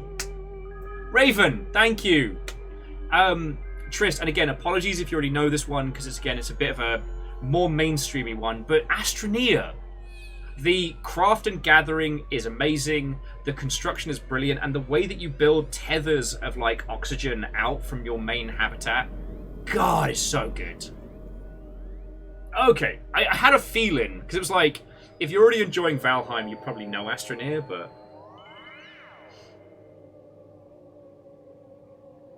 Yeah, and so Legend, you're absolutely right, and it's fascinating to think that for a lot of people, Subnautica is basically the personification of their greatest fear. You are trapped alone on a planet full of sharks and only open water. And yet, it's so good, and I honestly wish there was more I could play and do in the space.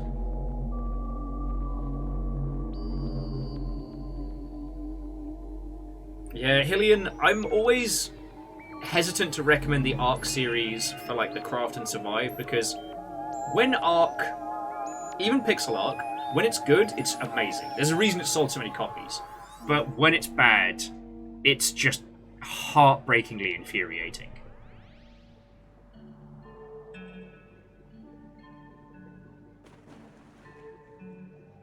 Cows getting bombarded from above. There's a whole ass just party in the Party and the Cow, Danny Quackbang, Diamond the Duck, Rocky Balboa, and Cy Bill Punk 2077. Yeah. And to add on to your point, like, the thing about Subnautica that still I think about all the time is how by the time we'd finished the story, I didn't want to leave. Honestly, like, I could have happily had excuses to spend another 20, 30 hours in that world.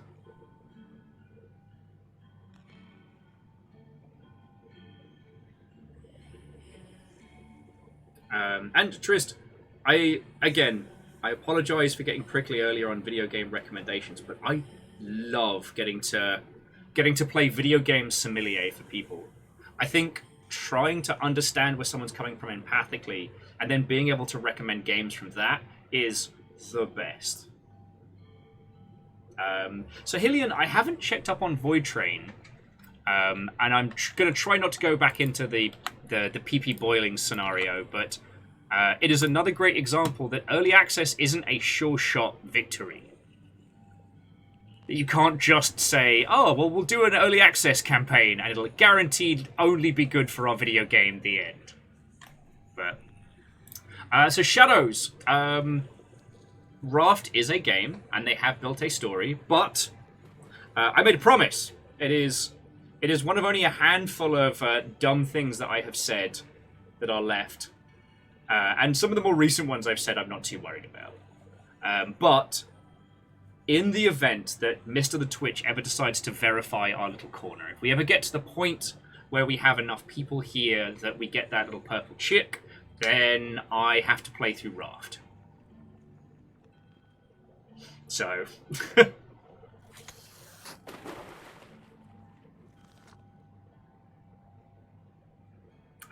So actually, Detonus, is Dragon Quest Builders, is that still up? Because I remember reading that some of the Dragon Quest games have been taken offline, and I don't remember if that was like servers being turned off or games just no longer being available.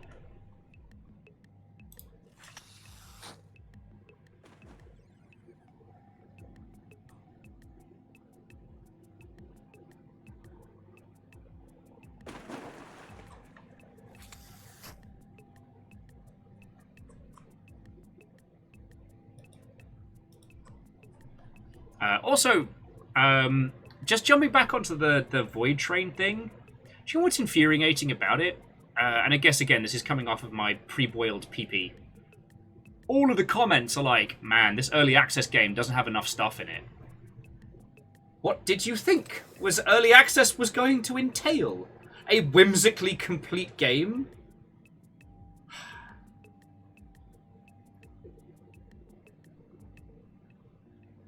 Oh, actually, Hillian, I loved Vulcanoids.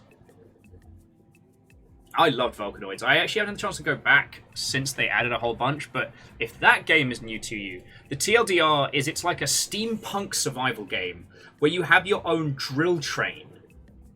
You're on an island with repeated volcanic eruptions, so you only have a limited amount of time above ground before you have to get your train back under to safety.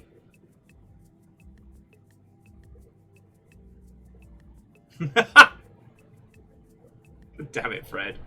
The secret is to launch an early access and then announce early access 2. Earlier access.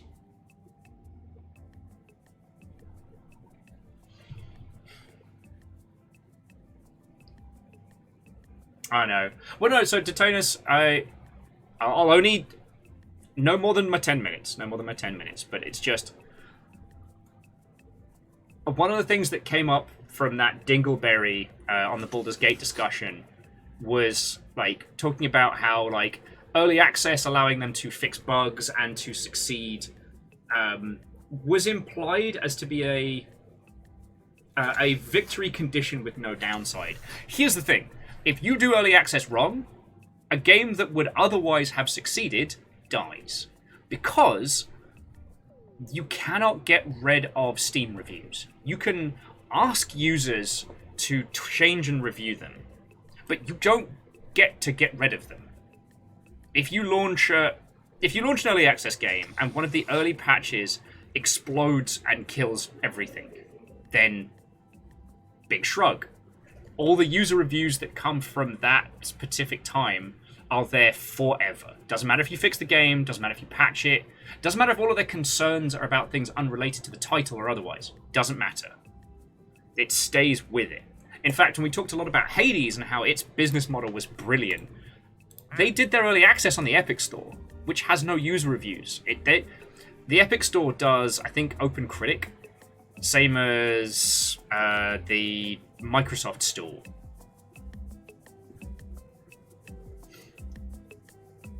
So what you can do is you can launch a title in early access there.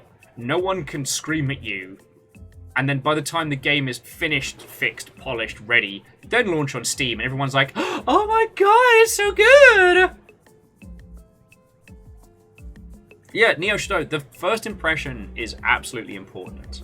Now, there are ways from a UI standpoint and from a creative standpoint to structure early access titles to stop that negative response.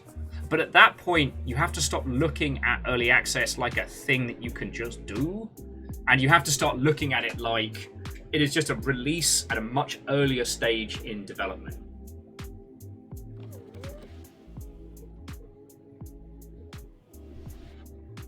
It's Glossling, because it's glossy.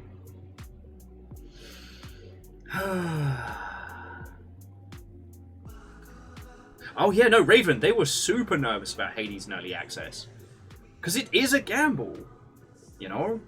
Open development is great when everybody loves you. Open development sucks when you do something people don't like because they don't forget. They don't forgive you. Like, this is a point where I don't want to... I'm past NDA phase, but I don't want to say anything because I don't want to shit on anybody's work. But in...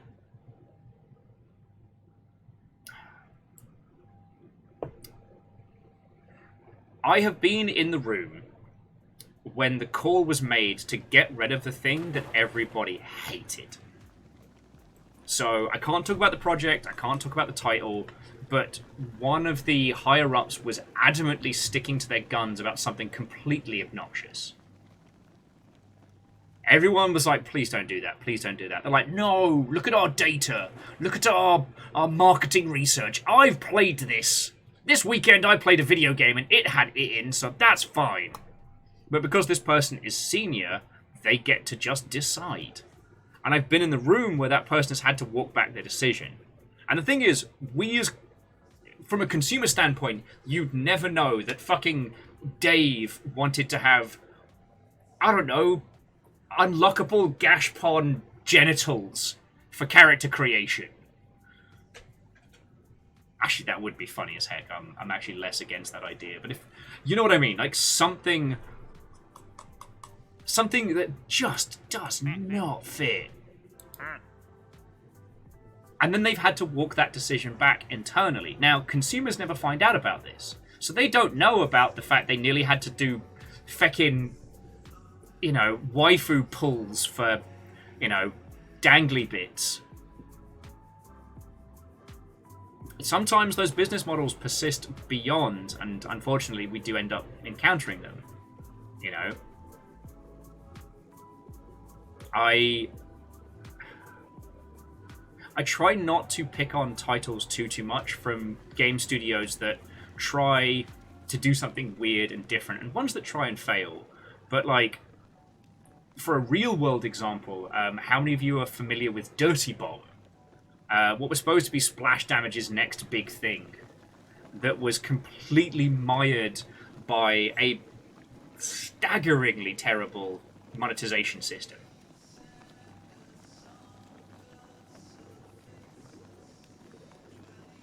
Oh, wait, cool. Captain Hillian said a new Spellforce game got released. Yo, Hillian, I missed the launch of fucking Danger-esque, the new Strong Bad game.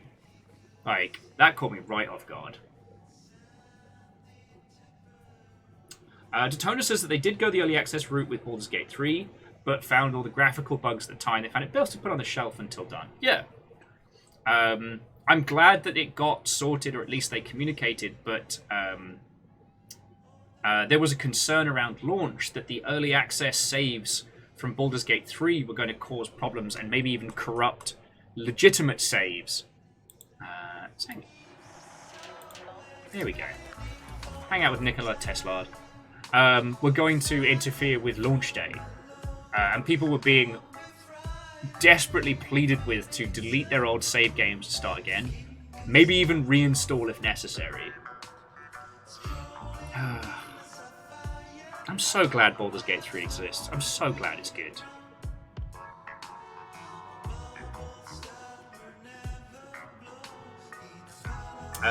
Detonus was saying that Moonbreak had a similar issue about like monetizing going on missions. Interesting. And the thing is, like, they're able to try that out and walk it back, but it's just worth remembering that users aren't kind, and that sometimes you do only get one shot at it. If you're not already an established developer, and if you're not making a sequel to a thing they desperately care about, they might try your stuff in early access and go, nah, I'm good. And that's it. Where's that duck with a knife? Yeah, users aren't kind. You can't rewind. Hey! Quickety quackety, how goes the fuckery? Oh shit, you actually managed to sneak a swear through. Andorf, it's going wonderful. We managed to complete the ARG puzzle quests for this pool. And we were going to play a walking sim, but then I got talking and suddenly it was an hour and a half later.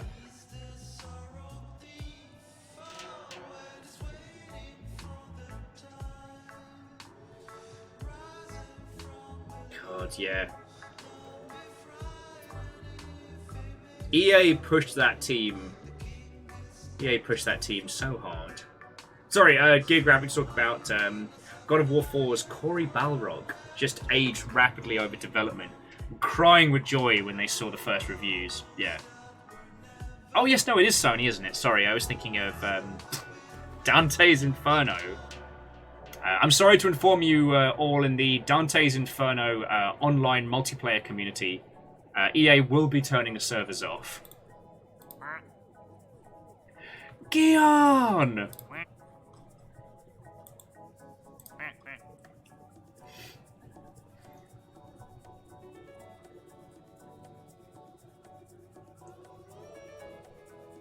Yeah.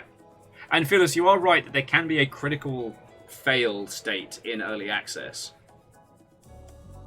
And the thing is, like, we only really hear about the hyperbole versions, like the Arc team launching new paid DLC for a title that was still in an early access state.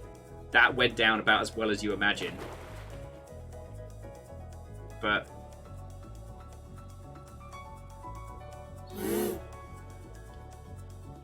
God, I wish I got some energy drinks.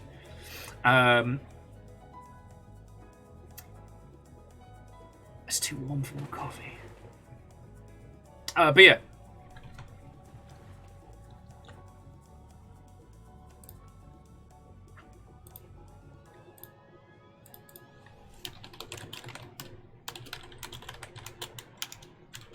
Sorry, bear with me just a second, friends.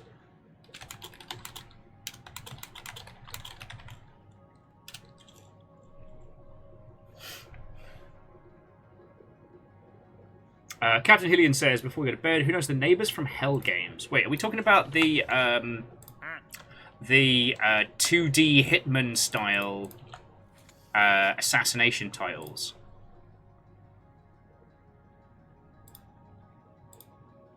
Oh no, God, we're talking about the 1,000-year-old. Oh God.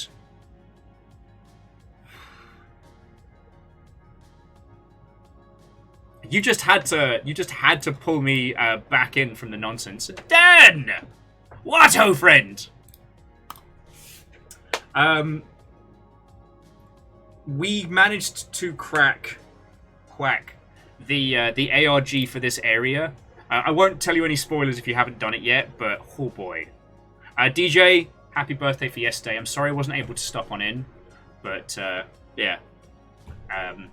Quietly, you're very welcome, and okay, so DJ, don't worry about spoilers. I'm just gonna I've got AFK cam off, so we're just hanging out here in the corner.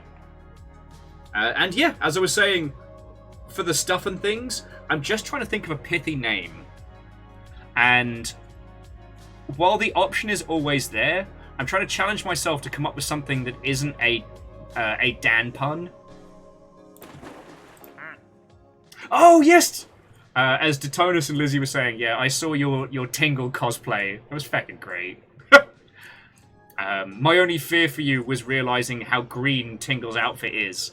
That opens up some green screenage.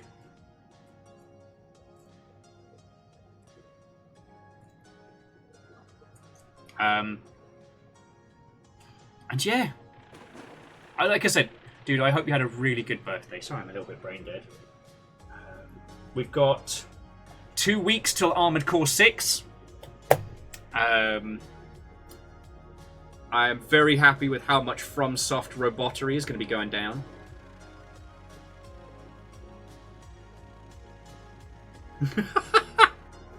Sorry, DJ was saying that for the Tingle outfit, they were going to have like a green screen background.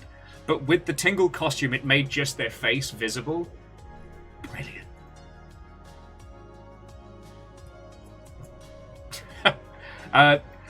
And Lizzie, like I understand the personal challenge of going outdoor as Tingle, but that's the great thing about the Greater Seattle region is that a person dressed as Tingle is probably the most acceptably weird thing somebody's going to see in a day.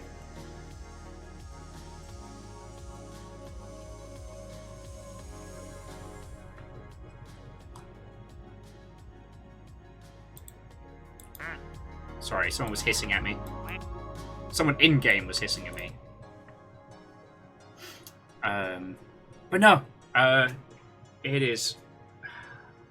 I'm a touch brain dead because I started a little bit of internet fightage this week. And the dogs kept me up until 7 o'clock in the morning. But I'm doing good, The thing that I sent you, forgive me if I already talked to you about it, but I saw it was one that you had wishlisted. And over the weekend, I actually got into the overworld of it. So, like, it looks like it's yet another Devil Daggers until it's not. And especially the game that you found, which I didn't know until you'd found, which was, like, 21 Assassins? Sorry, I've got it bookmarked. I'll grab it in just a second. The overworld has a similar vibe. So... yeah, I hope you have a great time with it. 24 Killers, sorry. Another place in the universe, up under different stars. That would be where the Alter Destiny would come in.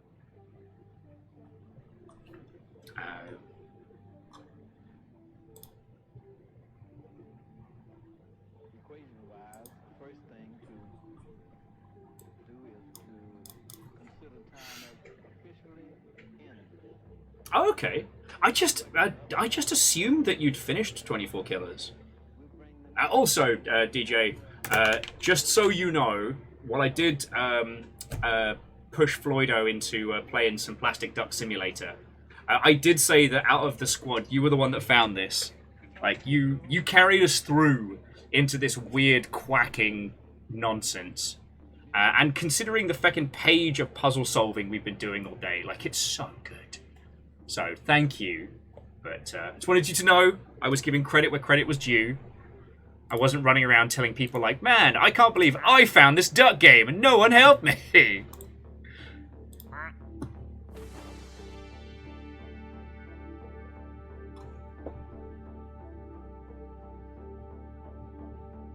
Oh, okay. So yeah, on 24 Killers, yeah, I guess I got the timings all over the place. Dan's like, listen, I just love ducks. And yeah, loving ducks is not a crime. I will say that the urge to get a buttload of those paint your own rubber ducks has been very high.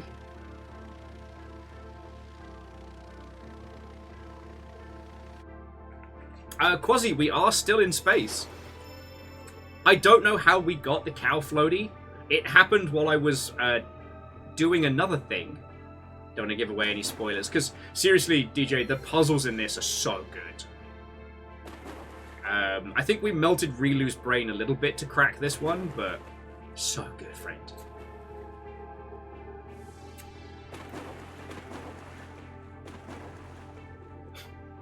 The duck agenda sneaking on in. God, we're only a few Chivos away from clearing it and all. Assuming we're going for a full achievements run of Plastic Duck Simulator. We've got 4 achievements left.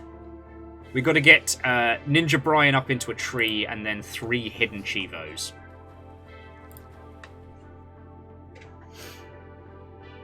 As I sink lower and lower into my chair. So I'm holding on up here so I'm not falling further. Oh. Ah, Krill, welcome back. Did they wrestle?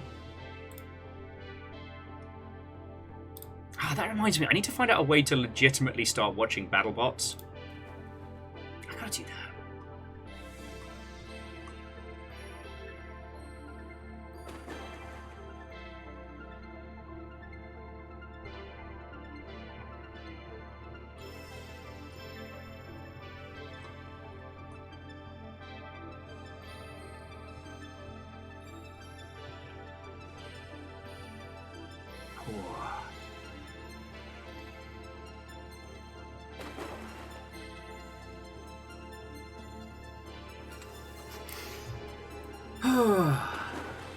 Oh yeah, and the other thing we were talking about when you came on in was Steam reviews and things like that. I found another really good example of a game that is currently suffering a little bit on Steam from its early access. Marauders.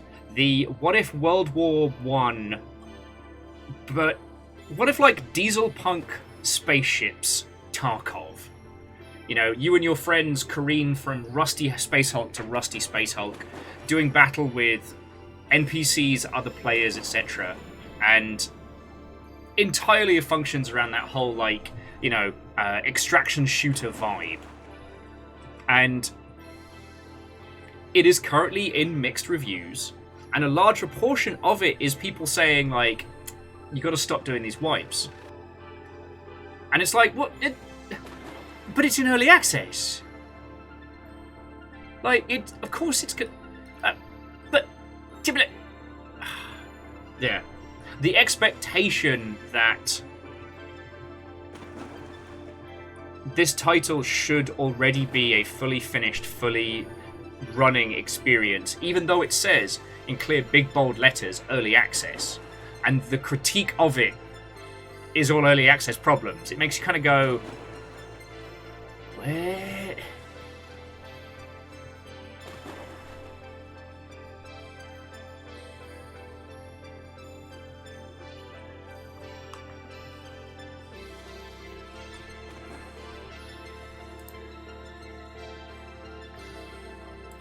Oh, okay.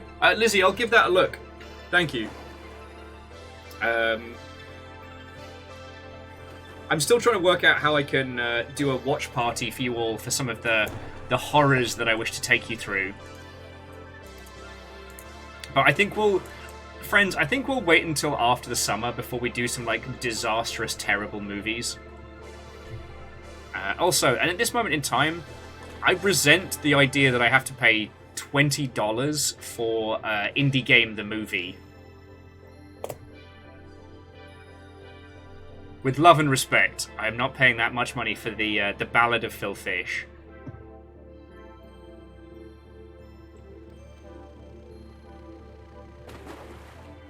But sadly, Hero Mode is a movie I will inflict upon you all at some point. God.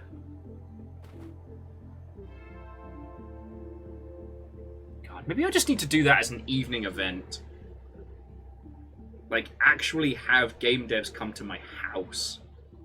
No, that sounds terrible.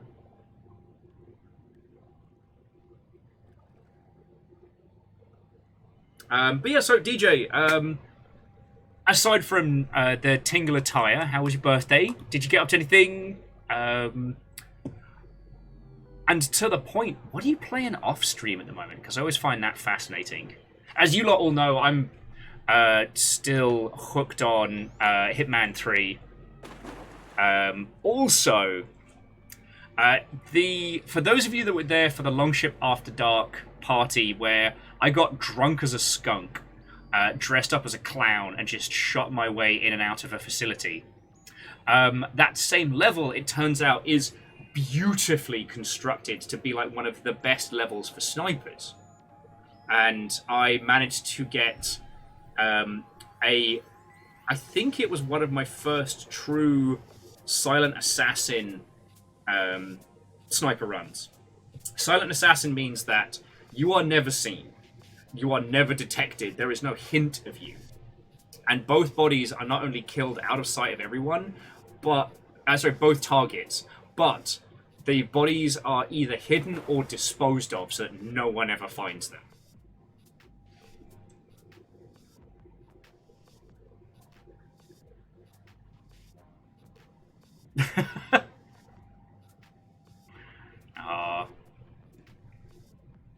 Detonas, it's lovely to get to do cool shit with Dan. Well, with Dan, and Dan. And the varying times that we get to, you know?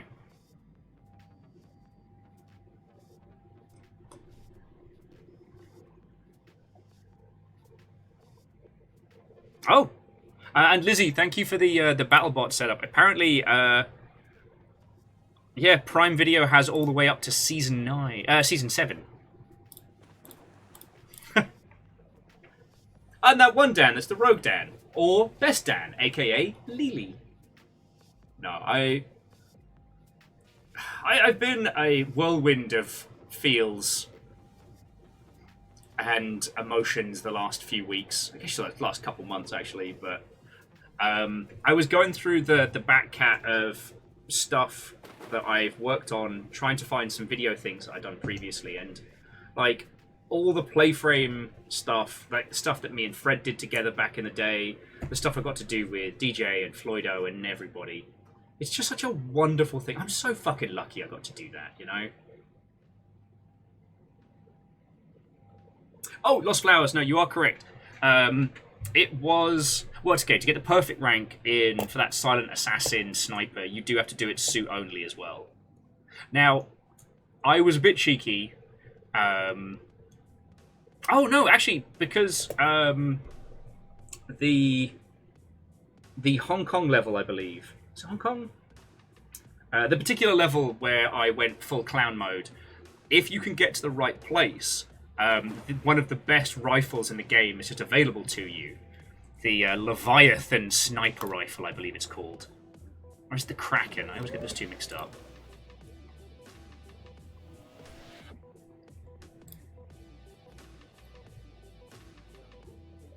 Yeah, Fred, press X to throw your son off a mountain. Never gonna get tired of that.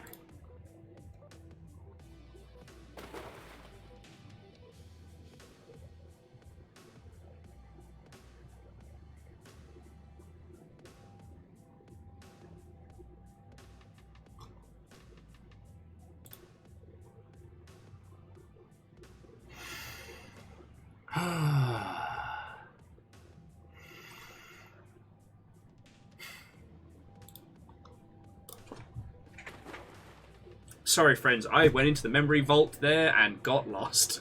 Okay, I'm back. But yeah, I don't know what my... God, I can't really call it a weekend per se, but I don't really know what the next couple of days are going to be for me.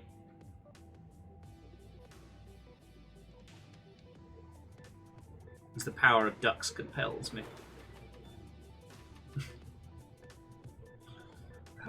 Maybe, Lizzie, maybe I should have made more coffee. Just slowly cooking here.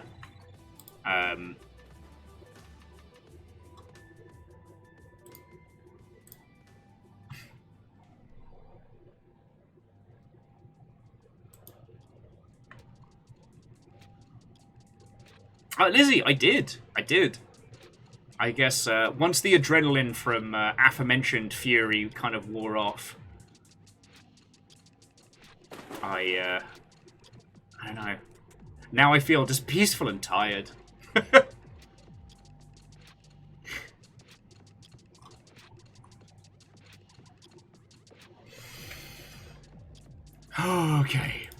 Okay. Yeah, that's 7 a.m. Bedtime was definitely a contributing factor, let's say. Okay, friends, I think it is visibly obvious that I am losing my marbles. So what I'm going to do, I'm going to bring our stream to a close. I'm having a look, and there is...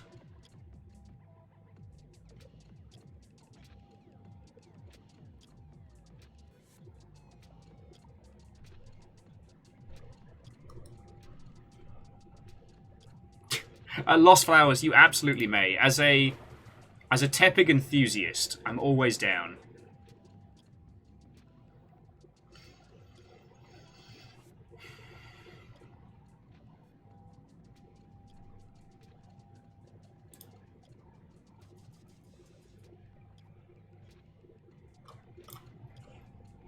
Okay.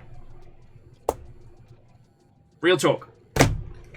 Friends, I know I end our evenings on a myriad of thank yous, but I do think it's important. You know, these last few months have been the most challenging. It's probably better to think that things behind the scenes here are not getting better, they are getting more complex, and there is a lot more of it. I'm doing my little darndest, and it's going very poorly. But I keep going. I'm not giving up. And getting to spend my days bantering with you lot is the fucking best. I have been very fighty for the last 2 days, and I feel like I've had the chance to actually stop and breathe with these lovely calming ducks. Jimmy Quack Corn, are you kidding me? I forget how funny you lot are.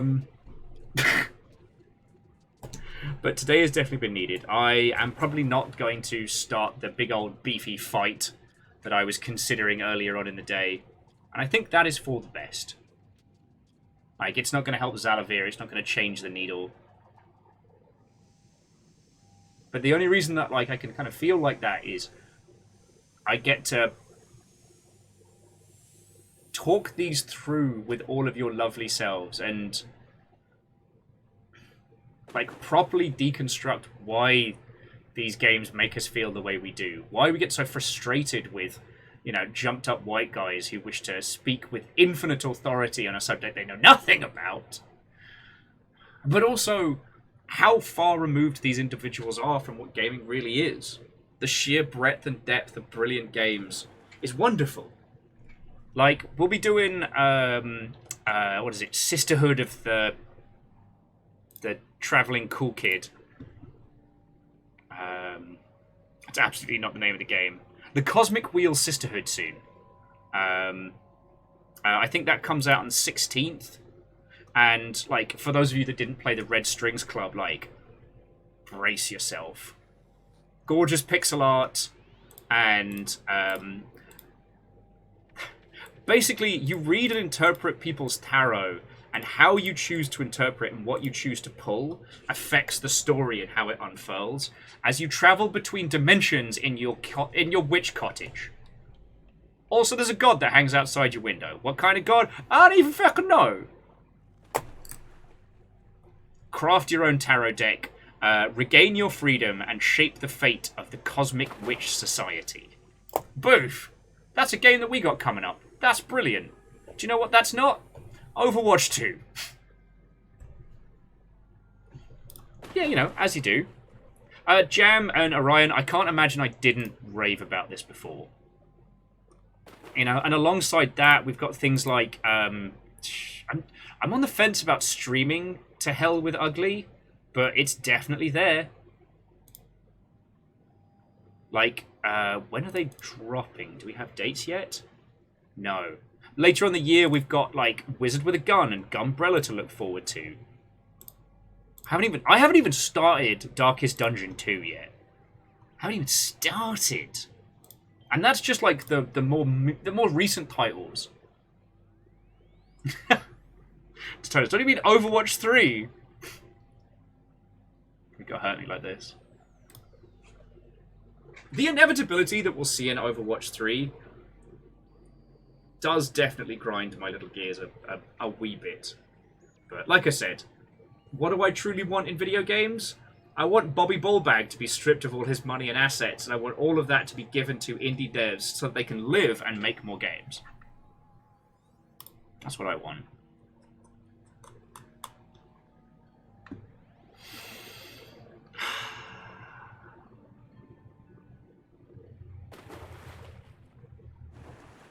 Anyway.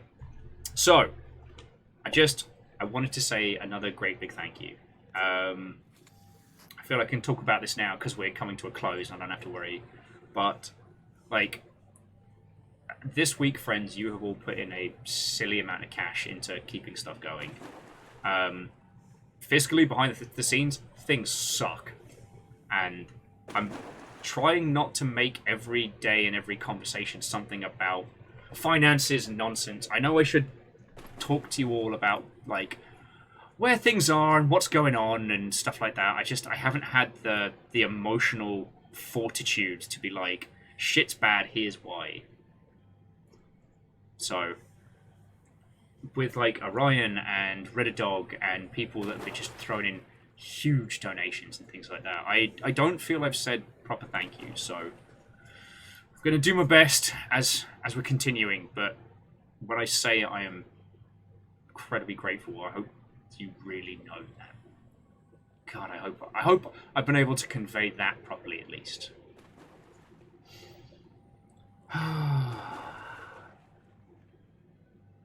So yeah. This has been a lovely day. So, friends, keep an eye on the Discord. There is a strong chance that once I've had a bit of food, maybe a bit of cider, that there will be a rally. You may see me in Discord later on this evening. Honestly, I'll probably just be putzing about on Hitman and just talking to you all. Yeah. Apparently there's a heat wave coming, so now that I've gotten the bathroom into a decent state, the chances of the bathtub stream that Biggs paid for have gotten significantly higher.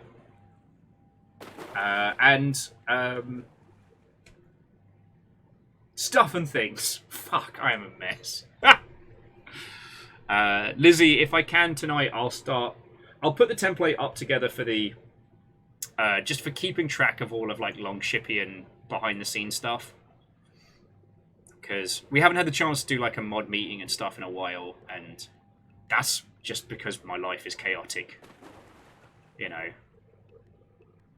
Like I said, the dogs kept me awake until 7. It was a lot. It was a lot.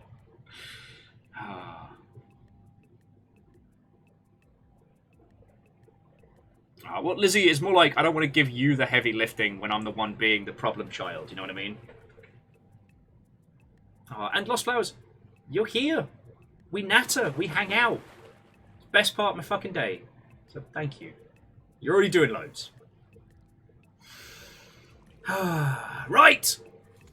Hang on, let's find a nice, fanciful... The Quacketeer. This little guy shoots missiles. Right. Friends, Longshipians, Vikings and Miscreants. This has been a lovely day. Thank you. We quacked the case. Now we've just got to wait until they release more DLC and go from there. This has been a wonderful day. To Natsuru Kiyoshi? Sorry, I butchered that, but thank you for the follow. I do hope we get to chat and natter in the future. To Megaboss, Captain Stephanie Barnes, Mateus, Shadows of Life, Stammering Gamer and Andorf. You were all celebrating monstrously long sprees. Level 2s in the ilk. So thank you so much. To the Stammering Gamer, J-Post, Quasimoto, Stepagen, Bacon Avenger, Some Numbers, Vanderbeast, Scarred in Alaska, Wolfcrad, Relu, Smoshy Doodles, and Angel Kalina. We had a huge trade today, along with a whole bunch of stuff, so feckin' thank you. The moderation squad, I have Lizzie, Rhymes and Moose, but also Caffeine and Tal, thank you kindly. And Chobby brought in a raid earlier, which meant I had a whole bunch of extra cool people to talk to. So yeah. Friends, go find some lovely people on twitch.television. Go spread the love, alright? I need to stop. But yeah, friends, this has been a lovely day. Thank you for putting up with my rants and my incoherent nonsense. I've had a wonderful time. If I see you on Discord later, brilliant. If not, I will see you on Tuesday. I have no idea what we'll be playing on Tuesday, but I can promise you it'll be interesting, alright? So yeah, Dark Dream, and to you, stay cool, stay hydrated. If you can't be good, don't get caught. Viking, don't do Viking. Don't get caught. And don't take the piss. Unless it's funny. Alright, friends. Have a lovely rest of your weekend.